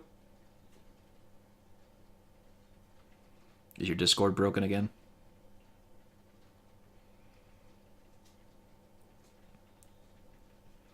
That's a hell of a roll. Oh, Good. I'm glad I've got. I don't have disadvantage. yeah. Actually, you would have. Well, it'll be a straight roll, correction. I've Is that got you- dark vision, so I should be fine for up to 6. Yeah, official rulings are, though, you're still on disadvantage for perception checks. It's just the fact you can make them. So, are you back, Pio? Yeah, I'm back. Or are you also on third watch? I could be on a watch if people want company. I don't mind. It's up to you. There's Siegfried's here, and then there's Malgern's left. Yeah, I guess I'll join Siegfried. Okay. Because Malgern's got Steve with him.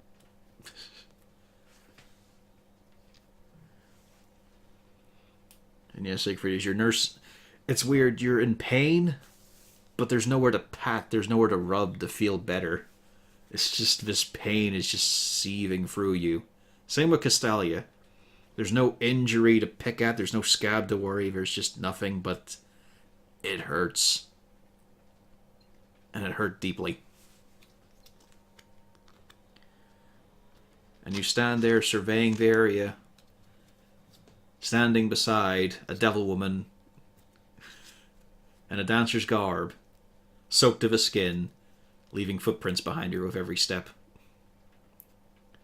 Did you notice there's a couple of small little tiny white-petaled wildflowers clinging to her horns now? Ah, a slight improvement. Alright. At least I can't Yeah. really feel the rain. It's actually a little weird, Castalia, because they're just out of your line of sight. And yeah, you can't feel the rain, whereas it is hammering down on the sneaky one. Everyone else has some tents and shelter. Siegfried, though, that beard is a rat tail. Damn it. I must get the epic beard. It is just a solid mass of soaked hair. Not your best look. I draw my pipe, light it, look at Siegfried and say, you really should comb through that soon. You don't want to get tangles. I think the easiest method is I whip out one of my daggers and just chop it off short. Oh, I hate it. Okay, you do so. Just a clump of blackened Yeah. hair just falls at the ground. Just saves the effort. I can, in the morning, I'll get a proper shave. I don't even know where the beard came from in the first place. It just kind of showed up. He says with a belt with a dwarf's face on it around his waist. Yeah, I have no idea. I motion to the belt. What about it? Okay, it gives me dark vision, but that's about it. And dwarves have dark vision. Yes, we do. You also Yeah, understood it's Steve dwarven and belt, so it gives me dark vision. I think it does a little more than that. Yeah, I realized that I can convince dwarves slightly better. You also know that you can speak Dwarven. You couldn't do that before. Already could. Could you? The fuck Yes, is with on your my party list. obsessing over Dwarven? I know, right? Like, what the fuck? It's a good I don't language to know. Dwarven. And Dwarven is a good merchant language. You're all fanboys. Well, I also know Elven, and I'm not a fan of elves. Elves are shite, mate. Rain's living proof that there are fans of elves. And so you continue to stand in the rain, keeping your attention outwards. There's the fact that there was that horrible ghost, but hey, there's a town nearby. That's something at least. Whenever we get to it. I think we will. I offer up the pipe. Would you like to smoke? No, I'm fine. All right. Of course, everyone knows Siegfried is not fine. I'm gonna have twitches shortly. Twitches. No, Whenever first I you hear- get the see Justins. claws or anything, I start twitching. Oh. Bad experience in the past? Too many to count. Oh. Although a You very do push yourself a bit hard.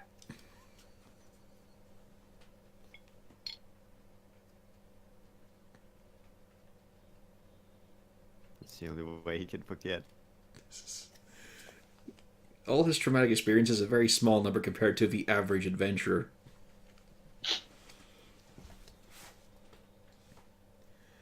Also, as you notice this, you do remember there was a pipe you found a while ago.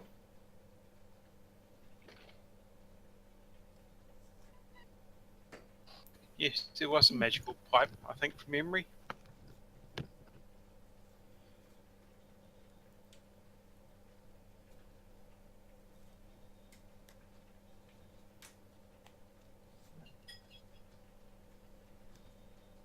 And so the watch ends.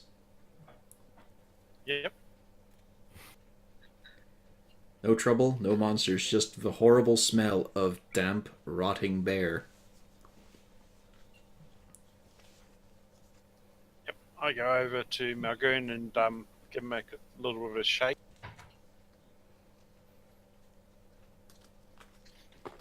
And I wake up. Ow! Ow! What?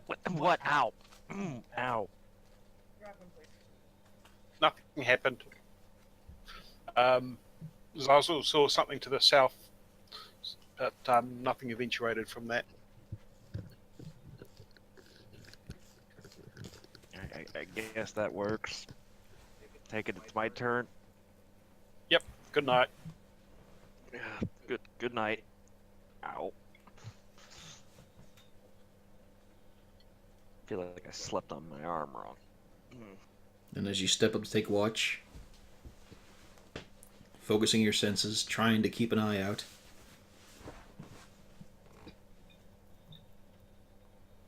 you notice that you're standing alone.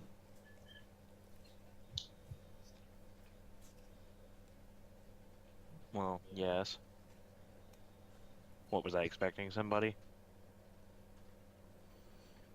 Well, give me a perception roll.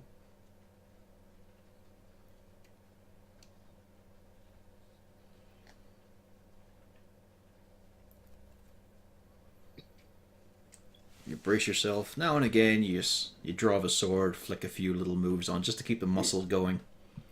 I mean, it hurts, but it's better to be, exert a little bit than just sort of pad along.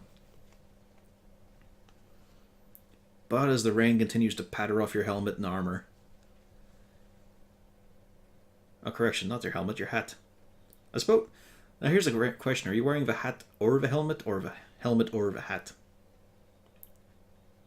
I would be wearing the hat over the helm Okay. with kind of a leather strap. Does it go under the chin? Yes, it does.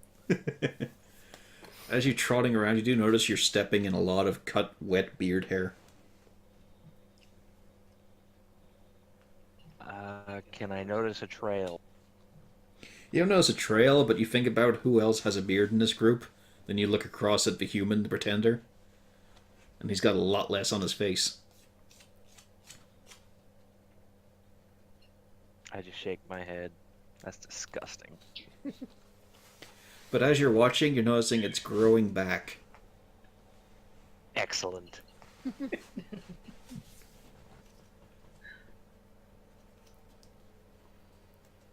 And yeah, as time passes, slowly morning rises, although it's hard to tell. But the night is over at least. You all regain your abilities, your hit points. Another day begins.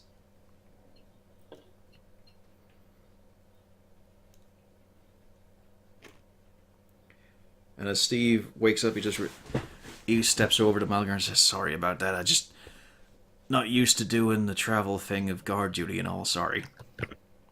You should just nudge me or something." It's fine. Nothing happened. Well, except for the human. But I think his beard's back. It is. It's actually a couple of inches longer. Nice. It's still this horrid, soggy mess stretching out of his face, though. It feels like it weighs a ton. Also, you now have mutton chops, Siegfried.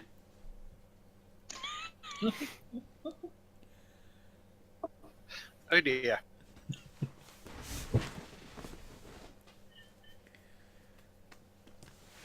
The bear is still there, now thawed. The rain is a light mizzle, but it didn't relent at all during the night. Everywhere is soggy at the steppe.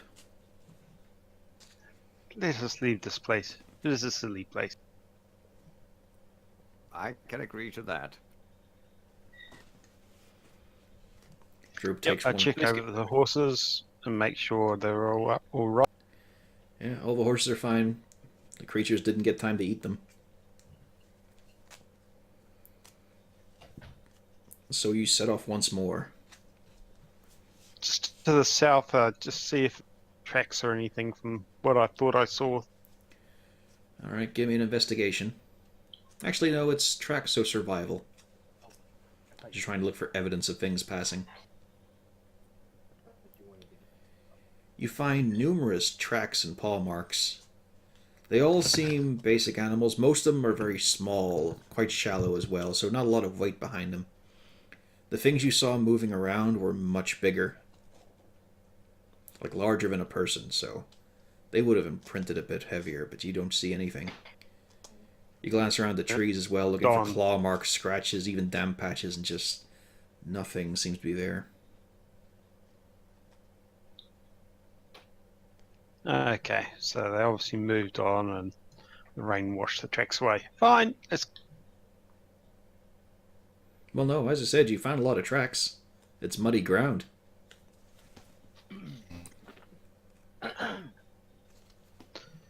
Yeah, no, nothing is big of interest. Nothing large. All look like a lot of small, simple game animals. At the least, you know you can hunt around here.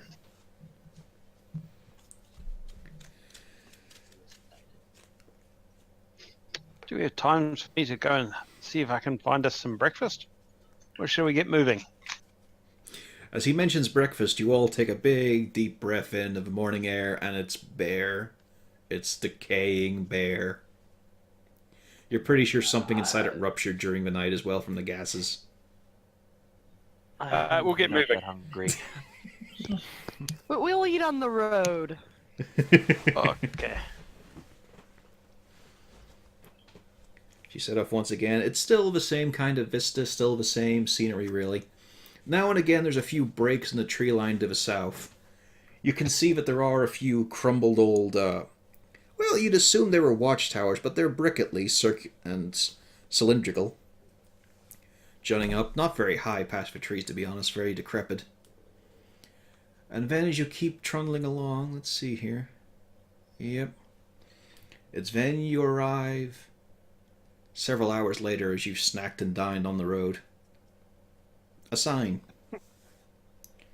A sign and a crossroads. The road continues to stretch onwards to the east, but you can also now see there's a decent. It's not as heavily worn in, but there is definitely something close to a road going to the south.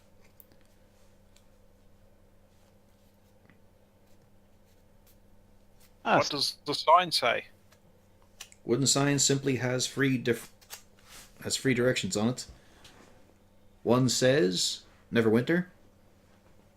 The other says Raxis. And the last says Sedernove. I think we need to follow the one that says Raxis. How about you guys? Be the intelligent thing to do, unless there's some indication that we should go other way. would it be an idea for us to leave Steve in the town rather than dragging him? Where does he wish to be left, as it were? I mean, I'm from Raxis, but I've not really got anything to go back to. Do you wish to follow us, or I've not wish to got, make your I've way not to the got much town? choice here. I've no chance against those things that came out in the night. You're obviously being from Raxis. What is the quickest? Shall we just follow the road to Raxis? I mean, that's the road to it.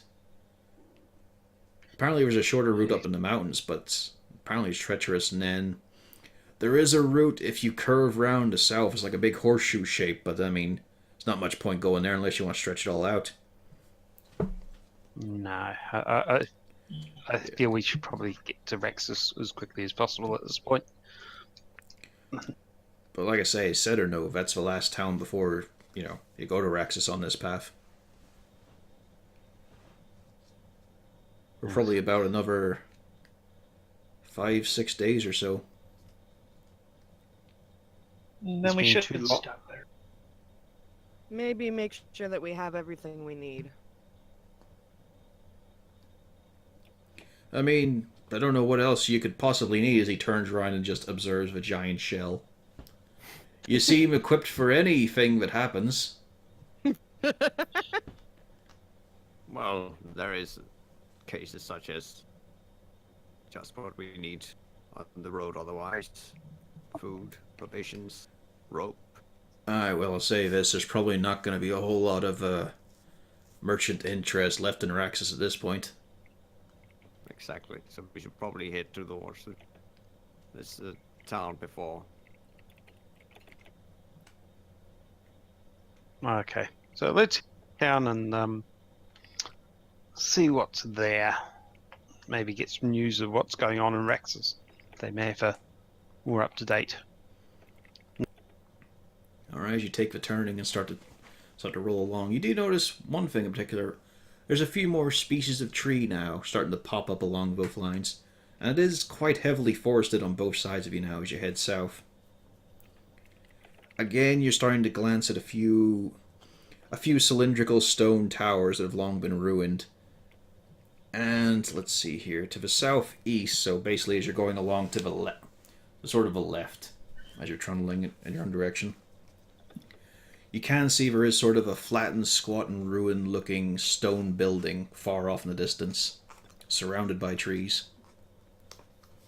Oh, what was that building? Well, you're asking me? Yeah, do you have any idea? Not a clue now. Okay, interesting. Is it? I mean, Everything it looks. I mean, I could say here from a glance it's pretty old. Looks solid enough to still be standing. Now, the odd thing is, actually, I'd say this. At a glance, this coloration, this doesn't look like local stonework. As he sits beside Malgern here, getting very deep in dwarf mode. That definitely looks like it was shipped across. So somebody put some effort into making that. I guess so. I'm trying to think of who would, because, I mean, like I'm saying, to the south here you've got Saldo. That's a desert place, and then you've got Girat on the sort of southeast, and then of course on the east you've got Raxis, and then yeah, I can't really think of why you'd build something like that there. Then again, there was probably a couple of places around it before then. I mean, I know these kingdoms haven't always been about. Maybe it's just the last man stand. Possibly. Oh, well, let's move on. Maybe in town they'll have more info. It'd be interesting to know this.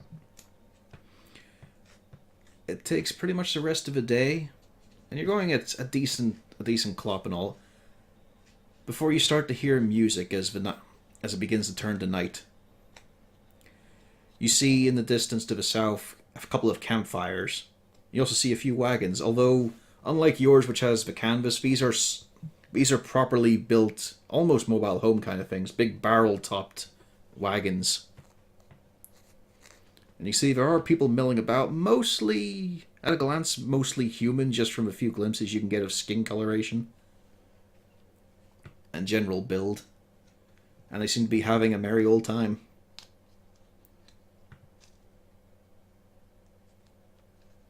Let's just go greet these people. You can't see them, Zarzul. You can hear it. Oh, You can see only 60 feet out. that sounds interesting over in that direction. Let's just go investigate.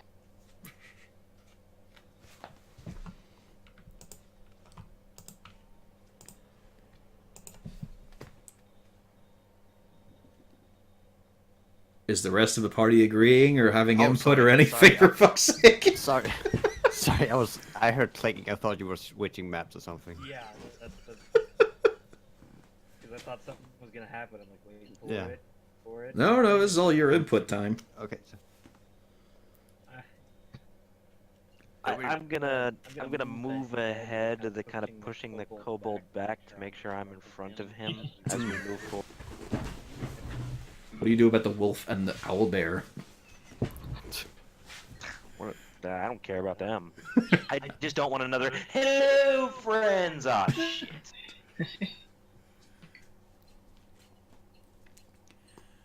So you guys are just gonna trundle up to them? probably Yep. move a bit closer so we can at least see what's the mood. As you're rolling, you do notice that people are dressed like what you're catching in the firelight. It's mostly tinged by the yellow and oranges of the fire, but there seems to be a good mix of colors. There's large, fluffy rugs and all drawn out and hung up on the sides of the caravans. There's crates of fruit. There's massive barrels. Quite a few people are getting a bit boozy and partying. A great mingling of instruments too, and probably about 6 different songs happening at once. I start walking faster. There's the booze. And as you guys are pulling up, I do notice that there's this... For some reason, there's this wagon moving without any light on it. And one of them waves out, calling out, "Hello, my friends!" Hello, friend. God damn it. as he lunges out from behind Mulgurn in the cover. This hooded dragon necrotic creature. It's gonna go well.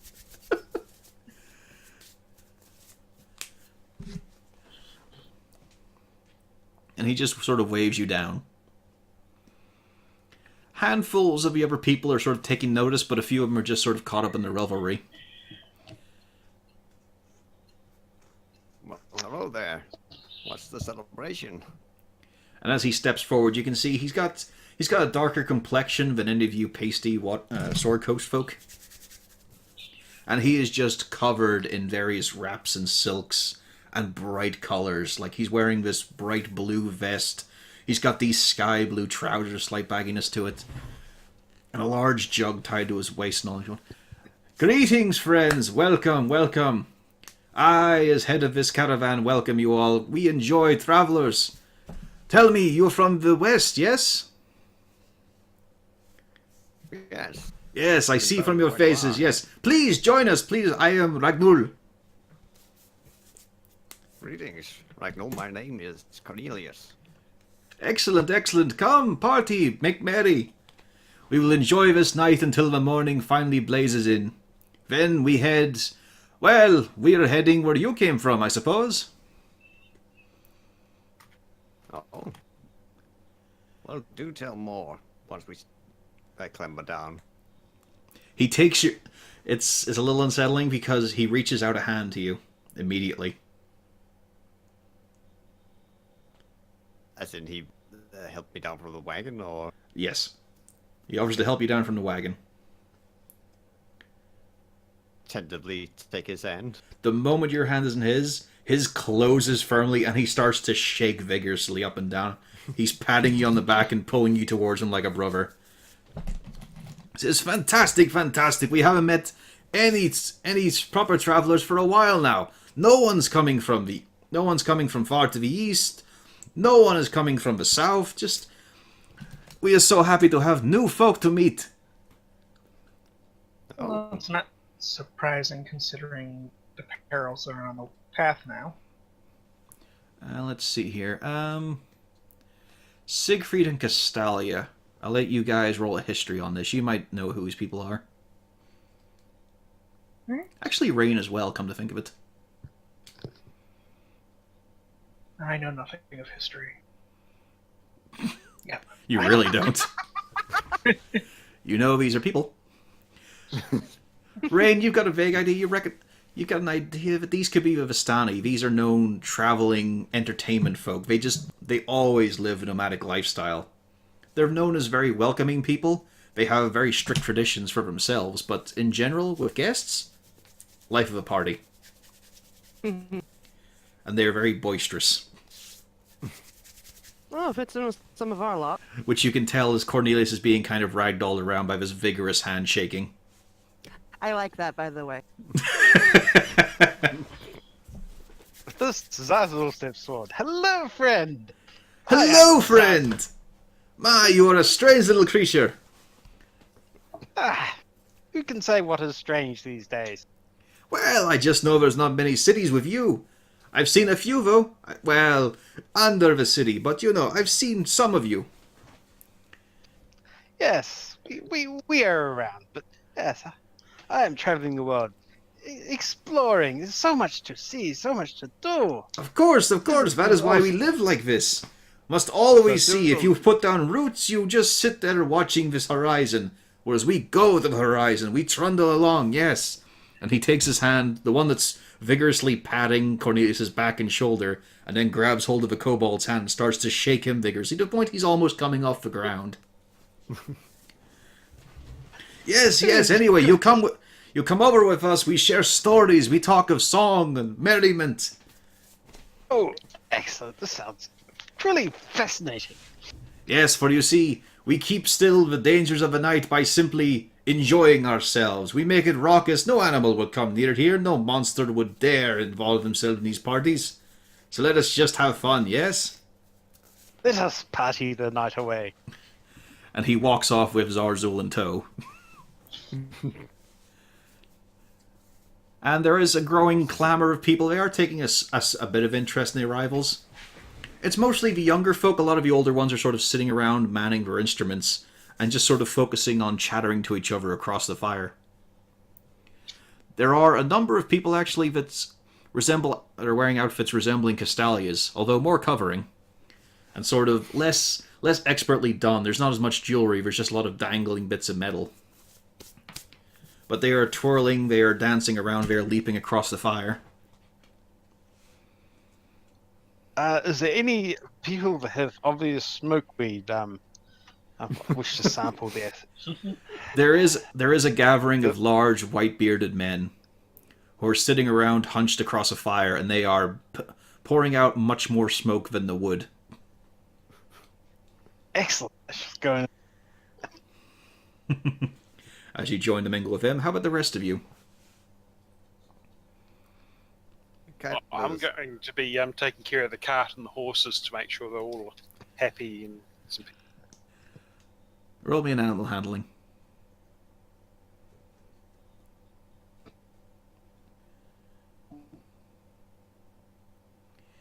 One of the horses decides to take an interest in your beard and starts to chew on the end of it.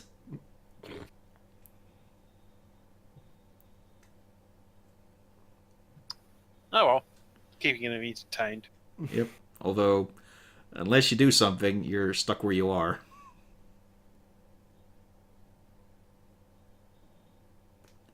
Meanwhile, while that's happening, Yep. I'm studying some of the cards like and all that, and see if I find any resemblance to the card we find with the Murphy merchant. The construction is kind of similar in some ways, but these are much more elaborate. But not in a rich way, in a way that these carts have been going along the roads for what could be centuries, apparently. Just looking at all the modifications, all the extra layers they've added, the changes.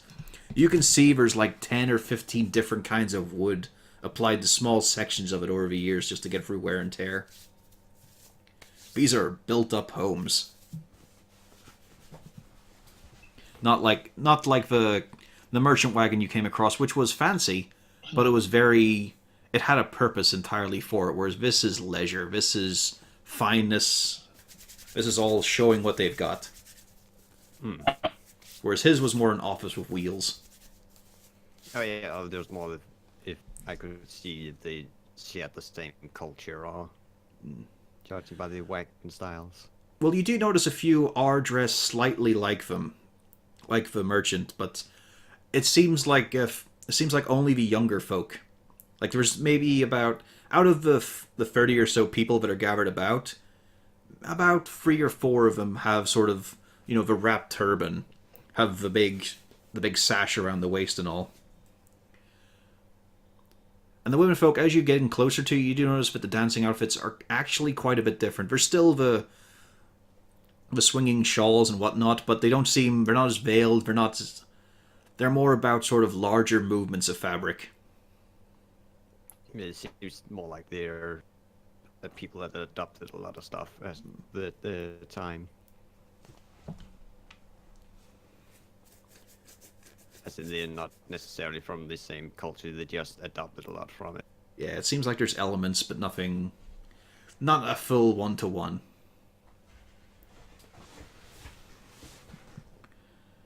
And also, Castalia, as you start to get down, a lot of notice is being made at you.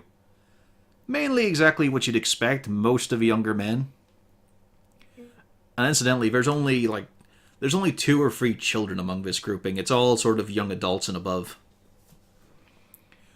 But one of the middle-aged women does approach. She herself in her dancing outfit, although it's many layers heavier. She says, "My word, are you perhaps a student of the great Sashish?" I shake my head and say, no. Really? We discovered this on our travels. Oh, I see. She's giving you a bit more of a suspicious look to her, a bit more guarded. You just found it, did you? Well, the owner had passed. When we arrived, we found his cart destroyed. Oh, and him his? impaled within. Oh, for love, that means he is... But you saw no sign of Sashish, no? We found no one living. I see. So that is her outfit. That is most terrible. No, she has passed. She was a wonderful dancer. And you saw no sign of her, no? No. Just All we Al-Aziz. found was a Oh. merchantman. He was a wonderful man. They were a beautiful couple. That is tragic to hear. So you know nothing of her ways, no? I shake my head. Would you like to learn? I ponder for a moment, and then nod. Well, we celebrate their passing, yes, and hope they go somewhere nicer. She takes your hand, starts to lead you deeper into the camp to mingle around with the other dancing women folk. How about the rest of you? Well, after I dissuade the horse from chewing on my beard, I'm going to look for somebody that's got some alcohol to try and get rid of some memories. That is most of the camp. I was about to say, I'm also going for alcohol too. There's a fair arrangement of it. There's a lot of rich ports, quite a lot of wines, but you would know you would know full well, of course, Cornelius, these are not old wines. These have traveled, but they've not sat for any length of time. Still, peasant fodder is quite good sometimes, especially when you're living rough. But yes, there's quite a lot of drinks being passed around and openly offered. Excellent. That's good. And then an older man approaches. He's odd. He's sort of vulture-like his appearance. There's no hair on the head, a long sort of broken, crooked nose, a large, friendly beard, though, very full, lots of bounce to it. He just goes, "You, sir, you are a haunted man, I see." Very haunted. "Yes, you have not stopped looking every which way with each step." Things want to eat me. "Well, that is nature, sir. Everything eats each other. Do we not eat the fish?" Yes, but I've seen tonsils too many times. "Well, have a drink, or perhaps you want something stronger." We'll start with the drink. "All right. And if you want something that might actually chase something or put something else in place, you just talk to me. I have a very special supply. I don't like to share it with these lot. These are just loud, so don't appreciate proper vintage." And there's a resounding cheer of "fuck I" from the rest of them. But yeah, he gives you a fairly tall tankard, and as you sip at it, it is hard whiskey. It is potent. It is cutting your throat. It's good. I'm gonna savor it slowly. Castalia, give me a performance check here. And the rest of you, how are you mingling? Still need Rain, Mulgern, and Cornelius, really. I probably followed after this, hearing that there might be some answers to the mystery of the deceased owner of the caravan. Performance, yes. Mm-hmm. So I'm probably watching. Or are you just looking around for clues about Al-Haziz? Well, probably waiting for a chance to ask more about Al-Hashish. It's to figure out who it was. It's looking like it's just a constant swirl of social interaction, especially with the newcomers arriving. Conversations are just stopping and starting. I was just mentioning we do have the guy's poems. We do. Yeah, I'm just waiting for when kind of like Castalia kind of gain favor with them by doing what they want, and then just kind of ask at some point once it's settled down. Well, as it is, as you can see Castalia there, she is making a bit of an awkward effort as she's following a few of the steps they're giving. But you can see that it's just not quite working out the same, and one or two of them are giving a bit of a sly look because of the fact she's got this slick sheen of cursed water on her, along with a few looks now and again at the moss. And there's a lot of people just getting her attention is being attracted by a lot of other way around. Or a lot of people's attention is being attracted by her, even if now and again she's misstepping or she's not quite in sync with the rest of them. But well, she's learning. But yeah, it looks like they're kind of occupied at the moment. How about you, Rain? I'm in the camp of trying to get some booze. As you're stepping around, Pufflesworth is looking all around with sensory overload. A lot of them are giving kind of a wide berth to this massive furred violence at your feet. But then a few of them are also approaching and say, "Ah, you got a very fine pet there. So tell me, was a dog just not enough?"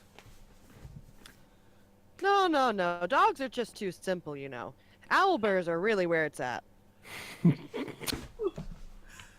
Ah, yes, I have a few little creatures of my own.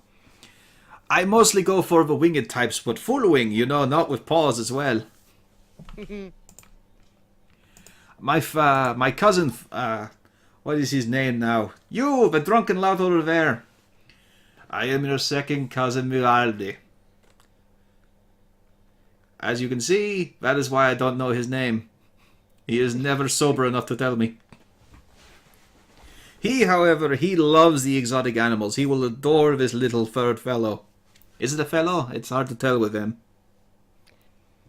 This this is Pufflesworth. Yes, he is a fellow, but he's my buddy. He's sticking with me. Is he trained? May I? I've never felt the pelt of a living owlbear. I'd say he's mildly trained. So is it safe or not? Try petting him near the rear. All right then. Give me an animal handling check. Yeah. As you try I'm to gonna fail this one. as you try to keep Pufflesworth calm. He's a little tetchy at first, but the guy goes in mainly for the flank and starts being, "Oh, is amazing. I see now why they love the pelts. Yes, this would make amazing carpet or rug, but not this little fellow, of course.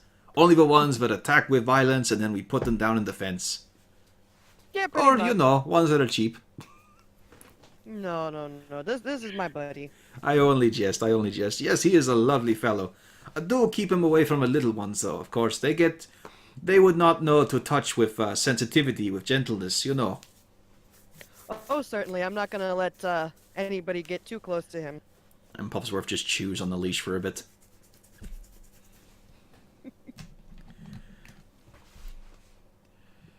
But yes, you are quickly offered many different varieties of wine. Very rich and tardy, actually. Definitely nothing that sat in a cask for long.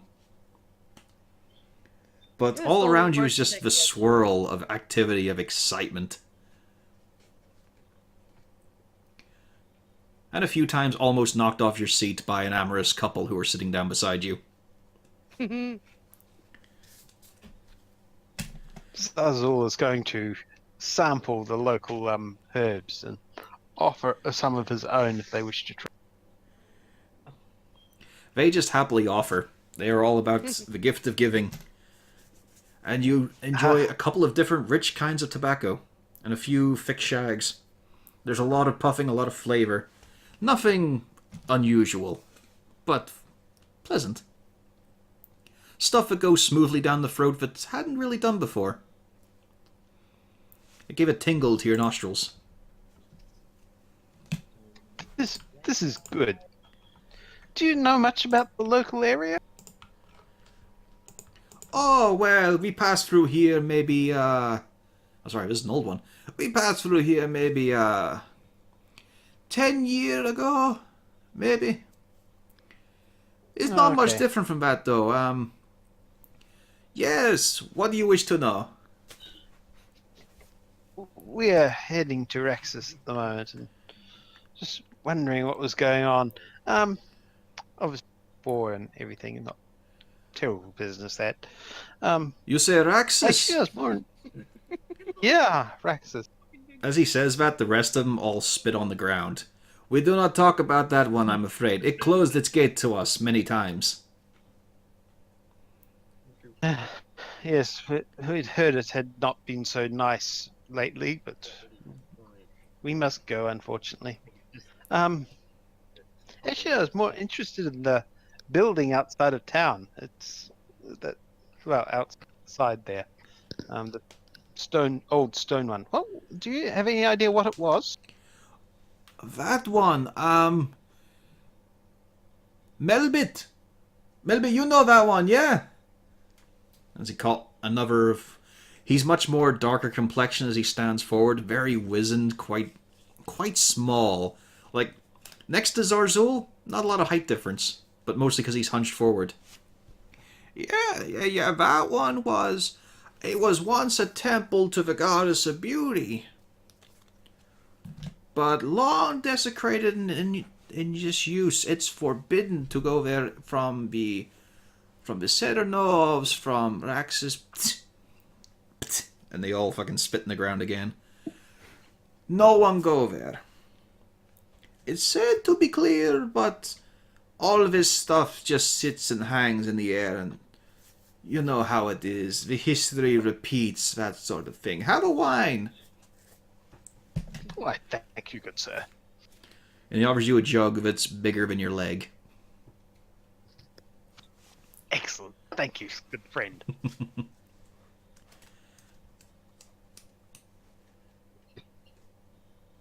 Anyone else? Are we all done Beer, interacting? or is it all wine? There are a good couple of strong ales too. 'Cause all I'm hearing is wine. I'm hunting for ale here. No, you do. I've got whiskey. I'm happy. Yeah, he's got whiskey in his hand. You take a moment. You do take a moment, and you find the people you're looking for. You find the burly, boastful types, and you see the foam on their tankards. Excellent. Ha Take my ha! tankard Stout off my one! belt and- Indeed! You dressed as man of battle, yes? Yes. Many battles. I would think you're not a poser, no? No. So you're a strong man! Yes, very strong. Excellent! We wrestle. Excellent. As he takes off his shirt, you notice he's pretty big. It's kind of like the moment of Back to the Future where Biff finally stands up to his full height. You think maybe a little bit of Goliath in this guy, maybe a bit of Orc. And then you realize, yeah, a bit of Orc, there's tusks on that face. I've seen bigger. And you notice, yeah, that's a paler complexion. A lot of body hair hiding it, but a paler complexion says, so, I need to go against a strong man or else what is the point? But anyway, you take this, he passes you a small little pony keg, and as you slosh around a moment, you think, oh, please be ale, but it's oil. Oh. It's oil? Oh, It's oil. okay. It's can't clear. drink that. It's not for drinking. All Why is right, everyone I'm gonna laughing? need It's from... like they know where this is going. Now, get that armor off. Me and you, 3 rounds. I will bet a keg. What do you bet in return?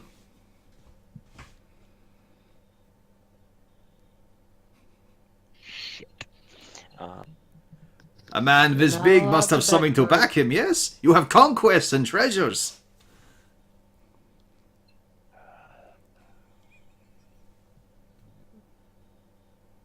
We have 30 Apparently beaver the dwarf pelts. has no treasure. Oh yeah, you have beaver pelts. Yeah. I'll bet some of the pelts.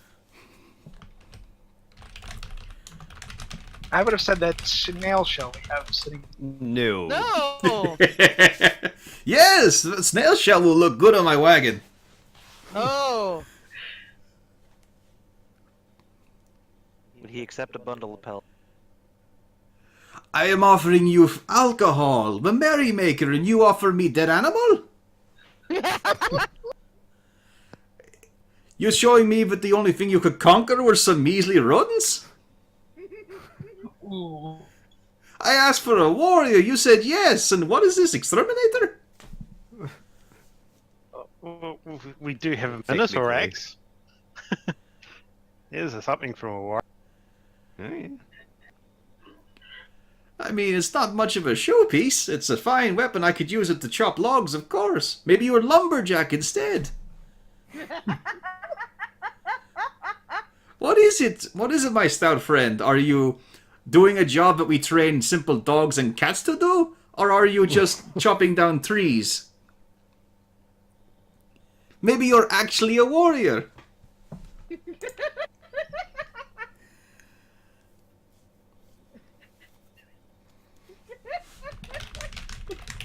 Thinking very carefully about what I want to say here.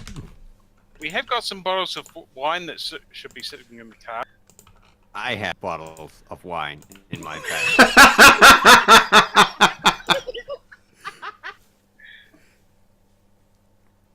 Do I know where they are? Don't see your None of name this- on them.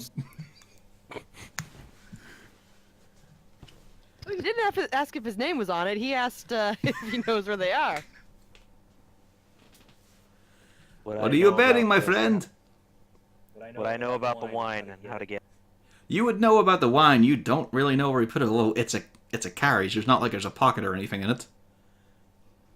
But then it could be around the pouch. It could be in the pouches around his waist. Anyway, Cornelius only grabbed 2 of the bottles. There's another 5 bottles that would. Yeah. Well, I mean, he could go grab that bone dagger that we want to get rid of anyways. Yeah, That I'll is- take. I will take the bone dagger. There That's is. in, They all sort of Cornelius's back up a little bit as pouch. you bring it out. Well, that's if you do bring it That out. Yeah, that's in Cornelius. Cornelius's pouches. So you'd have to ask Cornelius for. Where is Cornelius? Is he close by? Yeah, he's just I'm sort of. looking at just. You're going. There's always the chessboard. May Oh, I yeah. have the dagger, Cornelius? What for?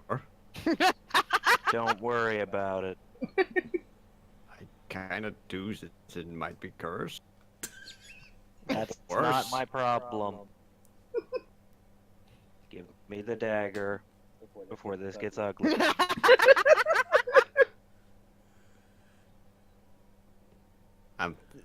I'm right now. I'm wondering whether I should cast reduce on you.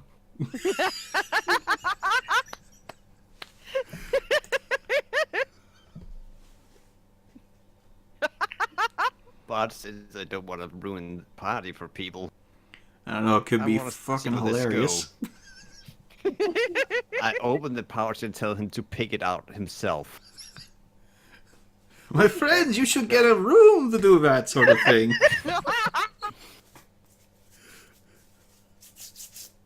I reach in for the dagger. As you reach inside, as you get your hand on that solid cold bone, you feel something pulling against you. And you finally manage. You can see actually your arm tensing up. You're having to grit your teeth a bit. It is taking all your might. And then you pull it free. I'm gonna walk back over and throw the dagger down, kind of try to stick it in the ground next to his wine. Oh, so you are a rat catcher and you're just showing me what you dug up. My friend, I have something for value. That is a bone. Don't forget to tell what it's from. He doesn't remember. You think it's just a bone? I mean, it's pointy. Pick it up. He just sort of kicks it with his foot. Are you just giving me your table scraps now? I said pick it up, not kick it. Oh, hell. He wraps a cloth around his hand and pulls it up. Okay, so it's a sharp bone. That son of a bitch. And he just tosses it back to you. Tell you what, you find among your friends an actual warrior, then we wrestle. Okay? It was nice talking to you, small man.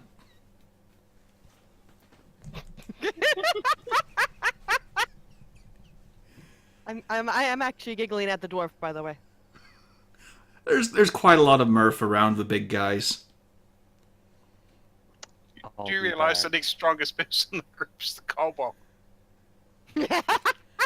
Because all he was able to show for a bet was a bunch of old beaver pelts and a bone. Oh, and a big axe. And not his own magical sword or his. But he's not gonna put those on the line. Yeah, I was about to say. Ooh, there's an idea. You could bet your beard. No, he's getting ideas. Oh no! No. I'll bet Siegfried's beard. No, it has to be your own.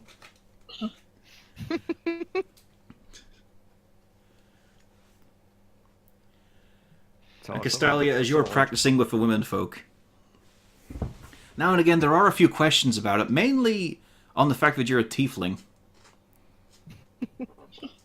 It's not the same questions you usually get of how or why, but it is, are there many in your family? No, sadly, I'm an only child. Oh, that's a shame. But then, you know, you don't need blood to be family. I mean, we are about 5 families here. All separate, but we are all one. We are all Vistani.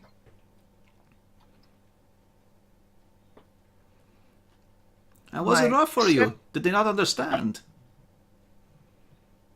No, nobody really understood. Did you ever feel that hellish calling when you were a child? The need to rebel, to show your power? At this, I grin and nod. Absolutely. And did you use those devilish wiles on the men?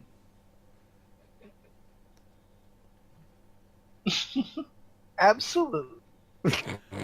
Excellent. That would be a youth wasted otherwise. Now come, we show you how to use other wiles, to learn properly.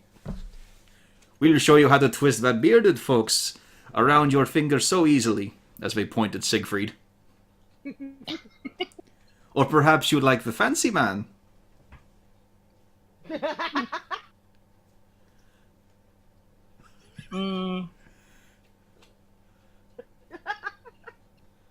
They're more traveling compatriots than English. At least at this point.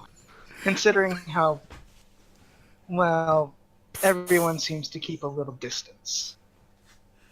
Ah, well, you see, they all keep distance because no one brings them together. Someone must be the one to do that. Usually everyone does it to each other, but sometimes a force is needed. But for now, we show you some old dances, yes? Now, you put your foot there, extend your hand, and remember, it's all about presentation. You must enjoy it. You must show them why they are loving to watch you. And they begin again. Give me another performance roll. Alright, let's see if I can roll over a 10 for once. Meanwhile, the rest of you think about what more you're doing, or decide if you want to just go to the end of the night. I shout encouragement at Augusta earlier, giving her help action. Alright, you got advantage. Roll again. Oh, thank goodness. Will it be over 10? Hey, it was.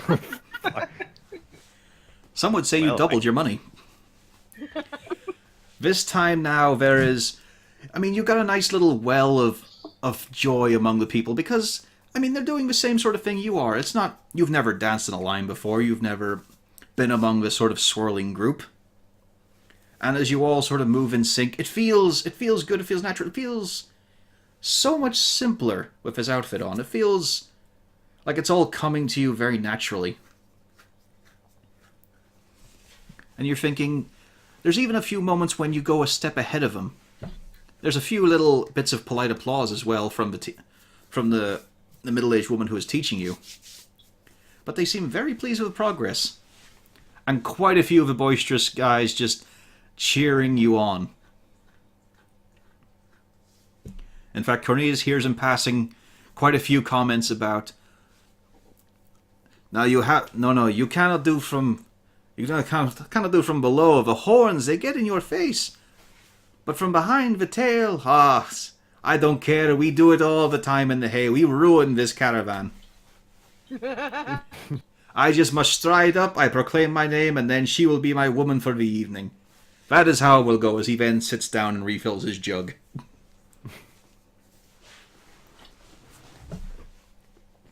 How much did I hear? This is Siegfried. How much did I hear about the dress and bits and pieces, or wasn't I close? The what, sorry? Did I hear about them realizing whose dress it was? Oh yeah, you heard that sort of thing. Okay, in that case, I stumble across to the our cart, and grab the sandal and the gold ring with the diamond in it that was inscribed with his name. And wander back and ask the lady that did notice the dress if she knew any more about these two items. Alright, now try a formal step, and yes, what do you wish for? Excuse me, good lady. When we found the dress, as I overheard you recognised it, we also found these two items.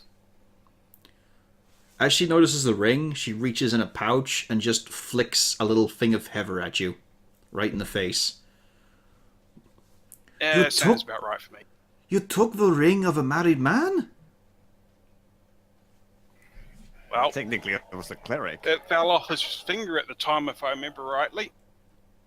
That should Yeah, be it came laid off with the on top. body. You do not just put that in pouch and carry it off. We were trying to find somebody, give it to somebody that would actually, like next of kin.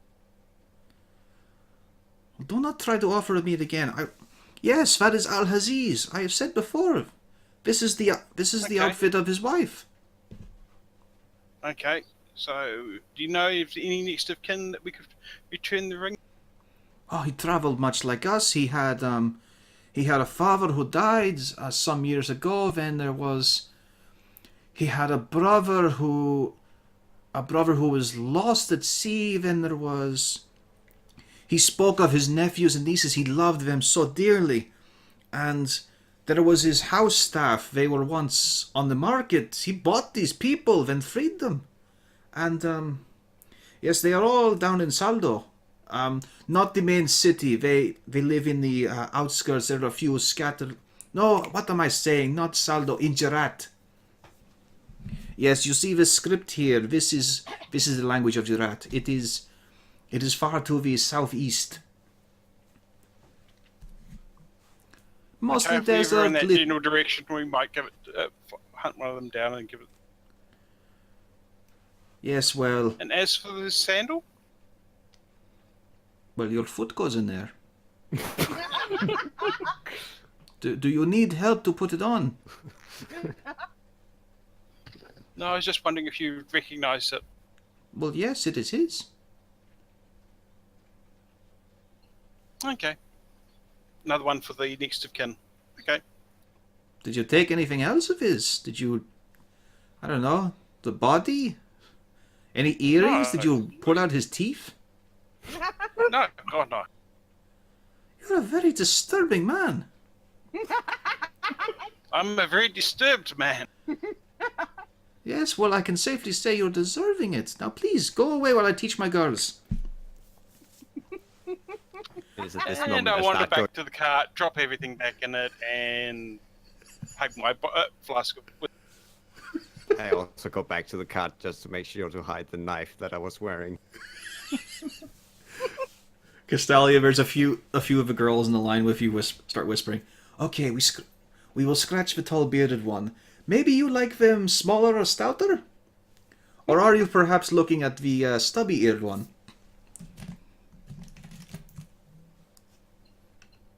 Pardon? They're going through the rest of the group. Yeah, they passed the scaly one. Yeah, the scaly one, the stout one, or the stubby eared one.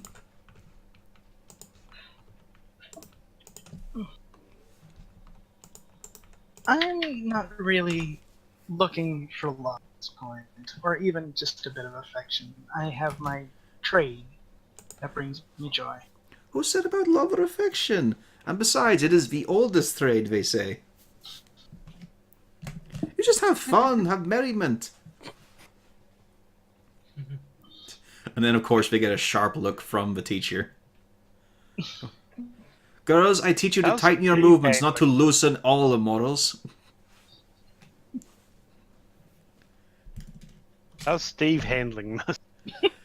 Steve has managed to sit down with some of the burly men and is just drinking himself to unconsciousness.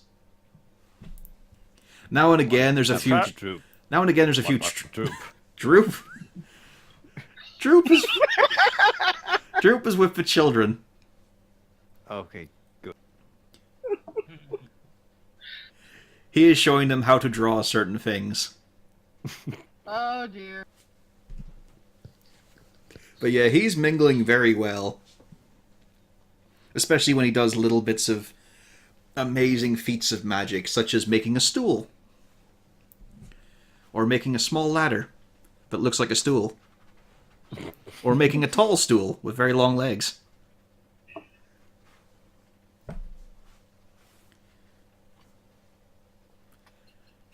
Any more merrymaking from the rest of you?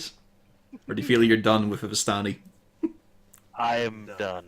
I am so done. Depending, who's going to be less drunk out of this lot?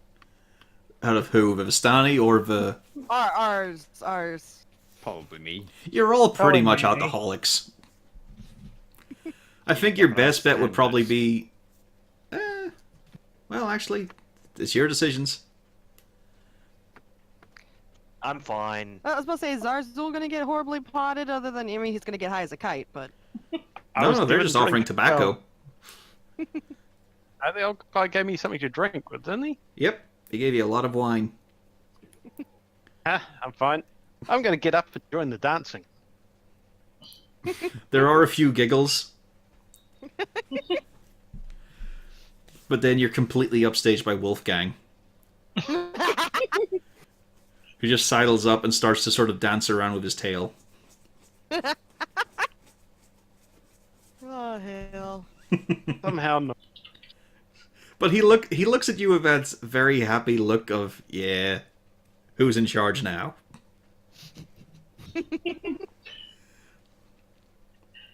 There is one girl, however, who does. She kneels down for a moment and looks at you at eye level. You know, resting her chin on her hand, says, "You are a very cute little tiny thing." Yes, thank you. You're not bad looking yourself. I've heard of you. You are a kobold, yes? Yes. Yes, I'm Cabal. And what is little kobold's name? You have those, yes? I am Zazzle. Zazzle get. You get what? I don't know. It's what people called after me. Oh, Get him. Get him. well, I must say, it does sound like a strange name. But then, it's important to be strange, otherwise you're just normal and boring and blend in. One cannot get by without a few quirks. Exactly, Otherwise exactly. you'll not. And you have so many, it seems. What can one say? It pays to be good, interesting. I would like to give you a little offer. Oh? Yes, you... Do you like to see ahead? Do you like to know where you're going sometimes? Sometimes, but it's more interesting sometimes to just go forward. Knowing what is there may make you hesitate. Sometimes the surprise makes it all so much more interesting. All right, then, I will not bother you. Enjoy the rest of the party, small one. You too, ma'am. You too. And she puts her hand across the entire length of his snout and gives us a hard pat.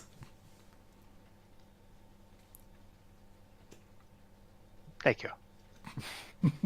And then she joins the rest of the girls stroking Wolfgang. Good Cabal. Wolfgang is enjoying this immensely. Yep. Pure doggy heaven. Although he does resist when they try to put ribbons in his tail. Anything else from the rest of you? No, it seems a lot of fun. I've had enough partying. So the dwarf isn't going to get drunk? Dwarf no, can't I get drunk. but, He can't drink the look at beer. that.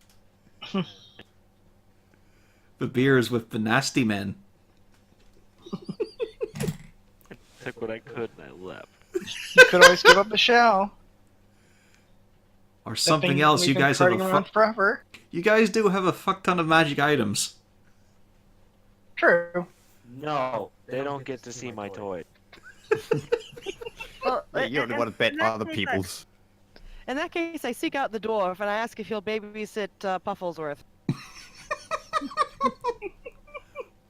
No, not my pet. Not my pro- Pufflesworth paws up at you and looks at you through those huge eyes.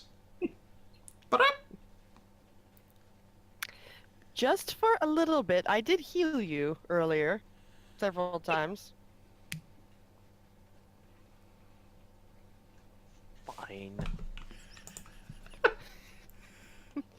so I hand over Pufflesworth's leash. I say, if he absolutely won't behave, come find me. I'm going to go have a very fun time. Fine. As she starts to walk away, you notice very quickly there's a little entourage building up around her. There's several interested men, quite a few women, and they start to swarm a little bit. There's a lot of generous offers being made towards the half-elf. You and me, we dodged a bullet. More than a few times as the question, "You're not from one of those celibate orders, are you?" Nope. And it is up to you lot on how that evening goes, but it does indeed continue. The partying goes for several more hours. Castalia, eventually they stop trying to teach you dance moves. But you can take one more roll if you want to. Sure.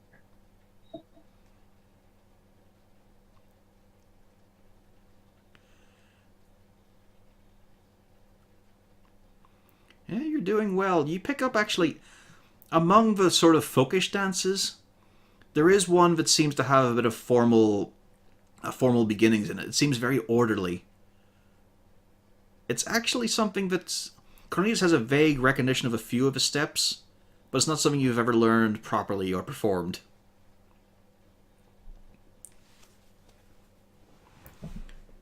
But yes, night arrives.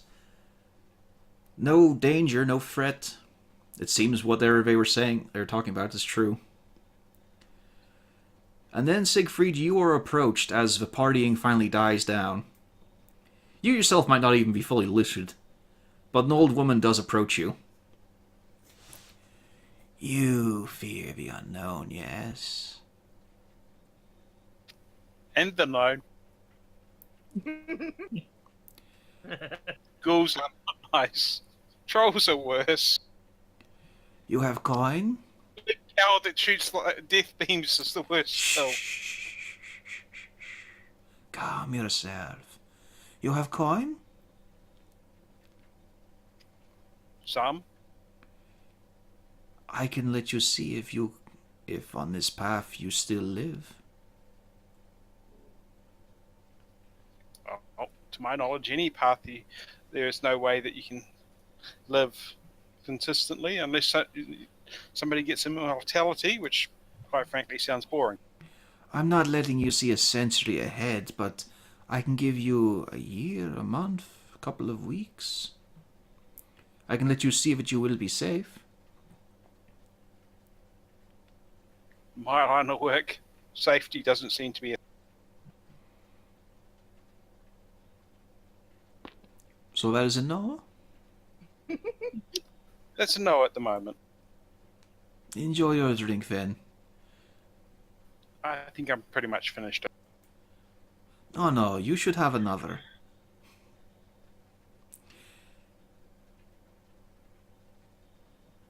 And then she just shuffles away. She looks like kind of a hedge as she turns around. You know, there's a lot of very frayed and layered rugs and whatnot over her shoulders and hunch.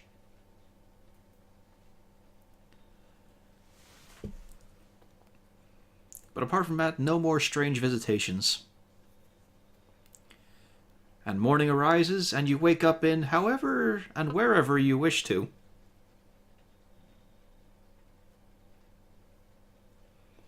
Most But- likely in the cart. Halfway up a tree. Malgurin is definitely waking up in the cart. In this beaver pelt port. In his You trophies. want 'em. With Mr. Papplesworth in the beaver pelt. Beaver pelt. He's a very good pillow. I'm most definitely not in the cart. Maybe from one of the tents.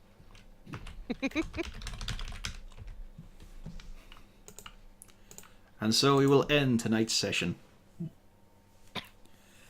I'm not sure. How are you guys for next week? I should be fine. It's a little awkward No with the problems 30th. here. Yeah. Scotch? As far as I know, we should be fine. I'll see if I Okay. can get something I can use. At the least we can just say you're hungover for next session. But yes, barring I'll any let more you know. drop. I just said I'll let you know. Yep. So we might be back next week with another tale of Rescue at Raxis. Also, I have been uploading all the sessions onto the YouTube. It is Corvus Moore with a space. Because I can't keep my archive videos forever. They eventually vanish. But yes, hope you all enjoyed. And now to click the button to kill the stream.